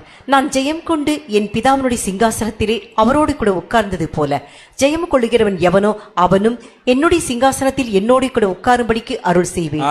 பாத்தீங்களா, நான் ஜெயம் கொண்டு, சும்மாவா பாருங்க, ஒரு விஷயத்தை இயேசு கிறிஸ்து போராடி ஜெயம் பெற்றிருக்கிறார். நல்லா புரிஞ்சுக்கலாம். ஒரு விஷயத்தை இயேசு கிறிஸ்து போராடி ஜெயம் பெற்றிருக்கிறார். அவர் என்ன சொல்றார், நான் ஜெயம் பெற்று என் பிதாவின் சிங்காசனத்தில் நான் உட்கார்ந்துட்டேன். அதே மாதிரி நீங்களும் என்ன பண்ணீங்க, ஜெயம் கொள்ளுங்கள் அப்படிங்கிறார். இதில் நம்ம வந்து சில விஷயங்கள் புரிந்து கொள்ள வேண்டியவர்களா இருக்கிறோம். எப்படின்னு பார்த்தீங்கன்னா, சரி இயேசு கிறிஸ்து ஜெயம் பெற்றிருக்கிறாருன்னா அப்ப எவ்வளவு விதமான போராட்டத்தை அவர் என்ன பண்ணியிருப்பார், சந்திச்சிருப்பார். கரெக்டுங்களா? ஒரு எக்ஸாம்பிள் சொல்றேங்க. ஒரு 50 கிலோ இருக்கிற ஒரு மனிதன், ஒரு 50 கிலோ இருக்கிற மனிதன் ஒரு 100 கிலோ இருக்கிற மனிதன் என்ன பண்ணாருன்னா சண்டை போட்டு என்ன பண்ணிடுறாருங்க, ஜெயிச்சிட்றார். ஆனால் 50 கிலோ இருக்கிற மனிதன் பார்த்தீங்கன்னா திட்டமுள்ளவர், எல்லா ப்ராக்டிஸ் உள்ளவர், எல்லாமே இருக்கு. இப்போ நமக்கு என்ன சொல்றாருன்னா, அதே நான் எப்படி ஜெயிச்சனோ அதே மாதிரி நீங்க என்ன பண்ணிருங்க, ஜெயிச்சிருங்கன்னு சொல்றாரு. அப்ப நம்ம டார்கெட் என்னவா இருக்கும், அந்த 50 கிலோ மனிதன் எப்படி 100 கிலோ ஜெயிச்சார், 100 கிலோ மனிதனை ஜெயிச்சானோ அதே மாதிரி நம்மளும் என்ன பண்ணணுங்க, அந்த 100 கிலோ இருக்கிற மனிதனை நம்ம ஜெயிக்கணும். புரிஞ்சுதுங்களா? அப்ப இயேசு கிறிஸ்து ஜெயம் பெற்றார் அப்படின்னா அவர் ஏதோ ஒரு குறைவான ஒரு காரியத்தை செஞ்சுட்டு ஜெயம் பெறல, செய்ய முடியாத ஒரு காரியத்தை செஞ்சு என்ன பண்ணிருக்கிறாருங்க, ஜெயம் பெற்றிருக்காரு. அதே மாதிரி தான் நமக்கு இந்த பூமியில யாரும் அதை செய்ய மாட்டாங்க, ஆனா நம்ம அதை செஞ்சு என்ன பண்றோம்னா ஜெயம் பெற வேண்டும். ஜெயம் பெற்றோம்னா அந்த கிங் சேம்பரில் கிங்கு கூட போய் நம்ம என்ன பண்ணிடலாம், உட்காந்துடலாம். அங்கே இப்படி கஷ்டப்பட்டு மேலே ஏறி தரிசித்து நடமால் விசுவாஸ் நடந்து சிலுவை சுமந்து பாடுபட்டு கஷ்டப்பட்டு எல்லாம் பட்டு அப்படி மேலே போய் நிற்கும் போது அந்த 3வது ஸ்டேஜ் எப்படி இருக்குங்க? 3வது கல்ல எப்படி இருக்கும் யோசிச்சு பாருங்க. அப்படியே படுத்த படுக்கையாருமில்ல, தாழ்மை இல்லை, அப்படியே நான் ஒன்றுமே இல்லை, இவ்வளோ தூரம் நான் கிராஸ் பண்ணி வந்தாலும் நான் ஒன்றுமே இல்லை அப்படின்னு அந்த ஒரு மைண்ட் வரும் பார்த்தீங்களா? அப்படி இருக்கும்போது நம்மளை ரிசீவ் பண்ணுறது யாருங்க? ராஜா என்ன பண்ணுவாருங்க? நம்மளையே ரிசீவ் பண்ணுவார். சரிங்களா? எவ்வளோ ஒரு மிகப்பெரிய ஒரு ஆசீர்வாதம். ஸோ அந்த அறைக்குள்ளே போகிறவங்க தான் யாருன்னு பார்த்தீங்கன்னா திருச்சபையின் பிள்ளைகள் என்பதை நம்ம தெளிவாக பார்த்துக்கிறோம். சரி, அடுத்தது நம்ம எங்கே போகிறோன்னு பார்த்தீங்கன்னா இந்த குயின்ஸ் சேம்பருக்குள்ளே நம்ம போகிறோம். ஸோ இந்த குயின்ஸ் சேம்பருக்குள்ளே போக போகிறது யாருன்னு பார்த்தீங்கன்னா உலக ஜனங்கள். ஸோ ரோமர் 6ஆம் அதிகாரம் 17ஆம் வசனம் வாசிப்போம். ரோமர் 6ஆம் அதிகாரம் 17ஆம் வசனம். முன்னே நீங்கள் பாவத்திற்கு அடிமைகளாயிருந்தும் இப்பொழுது உங்களுக்கு ஒப்புவிக்கப்பட்ட உபதேச சட்டத்திற்கு நீங்கள் மனப்பூர்வமாய் கீழ்ப்படிந்ததினாலே தேவனுக்கு ஸ்தோத்திரம். சார், இப்போ என்னன்னா திருச்சபின் பிள்ளைகள் என்ன பண்ணுவாங்கன்னா இந்த மனப்பூர்வமாய் கீழ்ப்படிவாங்க. ஆனால் உலக ஆசீர்வாதம் பெருகள் என்ன பண்ணனா அந்த கீழ்ப்படுதலுக்குள்ள அவங்களால என்ன பண்ண முடியாதுங்க, போக முடியாது. அதனால தான் அந்த இளைப்பாறுத ஸ்டேஜில் இருந்து அவங்களால என்ன பண்ண முடியல, டிராவல் பண்ண அவங்க முடியல. சரி, அப்படி இருந்ததுனால இந்த 2ஆம் உலகத்தில் தேவன் அப்படியே விட்டுருவாரா? இல்லை. இன்னைக்கு அப்புறம் விடுற அவர் கண்டிப்பாக என்ன பண்ண மாட்டார், விட மாட்டார். ஏன்னா இந்த பூமியில் என்ன இருக்குன்னு பார்த்தீங்கன்னா இன்னும் யார் இருக்கிறா? துஷ்ட மிருகம் இருக்கு, சாத்தான், எல்லாருமே இருக்கிறாங்க. அப்போ பூமிக்குரிய ரட்சிப்பு கூட எப்போ வரும் அப்படின்னா அந்த யார் ஒருத்தர் அந்த கிங்ஸ் சாம்பர் போய் சேருகிறார்களோ அந்த கிங்கு கூட சேர்ந்து எங்க ஆசீர்வாதம் கொண்டு வருவாங்க? இந்த பூமிக்குரிய ஆசீர்வாதத்தை அங்க கொண்டு வருவார்கள். ரோமர் 6ஆம் அதிகாரம் அப்படி 20ஆம் வசனம் வாசிப்போம். ரோமர் 6ஆம் அதிகாரம் 20ஆம் வசனம். பாவத்திற்கு நீங்கள் அடிமைகளாய் இருந்த காலத்தில் நீதிக்கு நீங்கினவர்களாய் இருந்தீர்கள். அப்ப என்ன பண்ணா பாவத்திற்கு நீங்கள் அடிமைகளாய் இருந்த காலத்தில் இது யாருன்னு பார்க்கின்ற பொழுது ஃபர்ஸ்ட் இருந்தது யாருன்னு பார்த்தீங்கன்னா திருச்சபையின் பிள்ளைகள். அவங்க தான் இருந்தாங்க எங்கன்னா போயிட்டாங்கன்னு பார்த்தீங்கன்னா மேலே ரீச் ஆயிட்டாங்க. ஆனால் சில பேர் இப்படி வாய்ப்பு கிடைச்சும் அவங்களால என்ன பண்ண முடியாதுங்க, அந்த வாய்ப்பு கிடைச்சும் வாய்ப்புக்குள்ள போக மாட்டாங்க. அதே மாதிரி இந்த உலக ஜனங்களுக்கு பார்த்தீங்கன்னா சுவிசேஷங்கிற இட்ஸ் ஓப்பன், அது அவங்க காது கொடுத்து என்ன பண்ண கூட கேட்க கூட மாட்டாங்க. அதே ஸ்டேஜில் தான் இருப்பாங்க. இதே ஸ்டேஜில் இருக்கிறவங்களுக்கு என்ன ஆகும்? அவருடைய ராஜ்யத்தில் பலகான ராஜ்யத்தில் ஏசாயா 35ஆம் அதிகாரம் 8ஆம் வசனம். ஏசாயா 35ஆம் அதிகாரம் 8ஆம் வசனம். அங்கே பெரும் பாதையான வழியும் இருக்கும். சோ அங்க என்னன்னா பெரும் பாதையான வழியும் இருக்கும். அது பரிசுத்த வழி என்னப்படும். தீட்டுள்ளவன் அதிலே நடந்து வருவதில்லை. அந்த வழியில் நடக்கிறவர்கள் பேதையராய் இருந்தாலும் திசை கெட்டு போவதில்லை. அப்ப என்ன உங்களுக்கு இந்த வசனம் போட்டு இதுக்கு நான் பிக்சர் போடும்போது உங்களுக்கு நான் கிளியரா சொல்றேன். அப்ப தீட்டுள்ளவன் அதுல என்ன பண்றது இல்லைங்க, நடந்து போவதில்லை. இந்த வசனம் வாசி. ஏசாயா 35ஆம் அதிகாரம் 9-10. ஏசாயா 35ஆம் அதிகாரம் 9-10 வசனங்கள். அங்கே சிங்கம் இருப்பதில்லை, துஷ்ட மிருகம் அங்கே போவதும் இல்லை, அங்கே காணப்படவும் மாட்டாது. மீட்கப்பட்டவர்களே அதில் நடப்பார்கள். கர்த்தரால் மீட்கப்பட்டவர்கள் திரும்பி ஆனந்த களிப்புடன் பாடி சீயோனுக்கு வருவார்கள். நித்திய மகிழ்ச்சி அவர்கள் தலையின் மேல் இருக்கும். சந்தோஷமும் மகிழ்ச்சியும் அடைவார்கள், சஞ்சலமும் தவிப்பும் ஓடிப்போம். ஓகே, இப்ப இந்த வசனம்க்குரிய விளக்கம் நான் உங்களுக்கு சொல்றேன். இந்த பிக்சர் நல்லா பாத்துங்க. சோ இதுதான் பாத்தீங்கன்னா இளைப்பாறுகின்ற இடம். சரிங்களா? இப்ப இந்த இளைப்பாற இடத்துல நம்ம இங்க இருக்கிறோம். அப்படியே ராஜ்யத்துல என்ன ஆகுமாமா, இதே இடத்துல இருந்து நம்ம ஆசீர்வாதத்தை பெற்றுக்கொள்ள மாட்டோம். புரிஞ்சுங்க. மீண்டும் நம்ம எங்க தான் போகணுங்க, மேல் நோக்கி போக வேண்டும். மேல் நோக்கி என்ன பண்ண, அப்போ நான் மேல் நோக்கி போக வேண்டும். இப்ப இங்க மேல் நோக்கி போகின்ற பொழுது இந்த பெரும்பாதையான இந்த பெரும்பாதை அவங்க உலக ஜனங்களுக்கு கிடையாது. அப்ப என்ன பண்ணுவோம்னா மேல் நோக்கி நேரா குயின் சாம்பருக்குள்ள என்ன பண்ணிடுவாங்க, டிராவல் பண்ணுவாங்க. இப்ப இந்த குயின் சாம்பர்ல ஏதாச்சும் தடை இருக்கா? இந்த மாதிரி கஷ்டப்படணும், இந்த மாதிரி கிரேட் ஸ்டெப்பு, இந்த மாதிரி குமிஞ்சு போகணும், அங்க போய் ராஜா ஏதாச்சும் இருக்கா? இல்லை. ஆனா நீங்க நல்லா புரிஞ்சுக்கலாம், இந்த இடத்துல இருந்து அவள் எப்படி இருந்தாலும் இந்த மேல் நோக்கு பாதைக்கு வருவார்கள், இந்த பெரும்பாதைக்கு வருவாங்க. இந்த பெரும்பாதையில இருந்து இப்படி டிராவல் பண்ணி போகும்போது அங்க சாத்தான் இருப்பதில்லை, துஷ்ட மிருகம் இருப்பதில்லை, எதுவுமே என்ன பண்ணுது அங்க இருப்பதில்லை. அப்ப போய் நேரம் என்ன பண்ணுவாங்க, இந்த ராஜாவின் அறை கீழே இருக்கிற இந்த ராணியின் அறையில என்ன பண்ணுவாங்கன்னா இந்த உலக ஜனங்கள் அந்த ஒரு ரட்சிப்புக்குள்ளாக அங்கே போவார்கள். இங்கே போய் தப்பு பண்ணிட்ட வேற விஷயம். பட் அந்த ஆசீர்வாதத்தை என்ன பண்ணுவோம்னா இந்த இடத்துல பெற்றுக்கொள்வார்கள். அப்போ மேலே இருக்கிறது பரலோக ஆசீர்வாதம், கீழே இருக்கிறது பூமிக்குரிய ஆசீர்வாதம். பரலோக ஆசீர்வாதத்துக்கு தான் நிறைய நமக்கு பாடங்களும் சத்தியங்களும் தடைகள் எல்லாம் இருக்கு. அதை கிறிஸ்து நமக்கு என்ன பண்ணுவார்னா கூட இருந்து சப்போர்ட் பண்ணுவார். ஸோ தேவனுடைய என்டையர் பிளான் திட்டம், பூமிக்குரிய ரட்சிப்பும் அதே மாதிரி பரலோக ரட்சிப்பும் எதுக்குள்ள தேவன் வச்சிருக்காருன்னு பார்த்தீங்கன்னா, இந்த அவருடைய அடையாளமாக சொல்லப்பட்ட இந்த ஒரு பில்லருக்குள்ள அவர் என்ன பண்ணியிருக்காருன்னா அங்க வச்சிருக்கார். அப்போ இதை மனிதர்னால அப்புறப்படுத்த முடியும்னா முடியவே முடியாது. காரணம் என்ன? தேவனுடைய திட்டம் நிறைவேற வரைக்கும் ஜனங்கள் இது ஒவ்வொரு முறையும் பார்க்கின்ற பொழுது என்ன புரிந்து கொள்ளனா, இது தேவனுடையது, தேவனுடைய திட்டம் உள்ள இருக்கு, தேவன் அவருடைய பாடம் உள்ள இருக்கு, நம்ம எந்த இதுல இருக்கிறோம் என்பதை அவர்கள் அறிந்து கொள்ள வேண்டும். ஏசாயா 19ஆம் அதிகாரம் 19ஆம் வசனம். ஏசாயா 19ஆம் அதிகாரம் 19ஆம் வசனம். அக்காலத்திலே எகிப்து தேசத்தின் நடுவிலே கர்த்தருக்கு ஒரு பலிபீடமும் அதன் எல்லை அருகே கர்த்தருக்கு ஒரு ஸ்தம்பமும் உண்டாயிருக்கும். நம்ம ஏற்கனவே ஸ்டார்டிங்ல படிச்ச அதே வசனம். அக்காலத்தில் எகிப்து தேசத்தின் நடுவு ஒரு கர்த்தருக்கு ஒரு பலிபீடம்.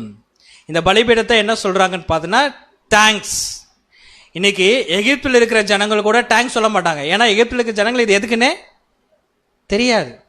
இதுக்குள்ள போய் என்ன தேடிட்டு இருக்கிறாங்க தெரியுங்களா? எகிப்தில் இருக்கிற ஜனங்கள் யாராச்சும் பார்த்தது உண்டா? இதுக்குள்ள போய் என்ன தேடிட்டு இருக்கிறாங்க? ஒவ்வொரு பிரமிடுக்குள்ள போய் என்ன தேடுறாங்க தெரியுங்களா? உள்ள மம்மி இருக்கிறாங்களான்னு தேடிட்டு இருக்கிறாங்க. புரிஞ்சு? மம்மின்னா உங்களுக்கு எந்த மம்மின்னு தெரியல, அது அவங்களுடைய கல்ச்சர். உள்ள மம்மிஸ் இருக்குமா தேடிட்டு இருக்கிறாங்க. அவங்க புத்தி அவ்வளோதான். ஏன்னா அவங்க ஆராய்ச்சியாளர்கள், அவங்க மம்மிஸ் தேடுவாங்க. நம்ம எது தேடுறாங்க? இங்கே மம்மி தேடல. நம்ம தேடுறது என்ன பார்த்தீங்கன்னா, நம்ம வேற ஒரு வேளை இந்த மம்மி மாதிரி செத்து போனா எங்கே போவோம்? பரலோகம் போவோமா, இல்லை நம்ம ஓடின ஓட்டம் பூலோகமாக இருக்கா அப்படிங்கிறதை தேவனுடைய திட்டம் பிளான் அங்கே இருக்கு. அதை நம்ம ரிசர்ச் பண்ணி நம்ம எப்படியாக கடந்து போகவும் வேண்டும் என்பதே ஒரு அழகான ஒரு திட்டத்தை இதற்குள்ளாக தேவன் நமக்கு வைத்துள்ளார் என்பதை பார்த்துள்ளோம். தேவன் தாமே இந்த வார்த்தையை நமக்கு ஆசீர்வாதமாக தருவாராக. ஆமென்.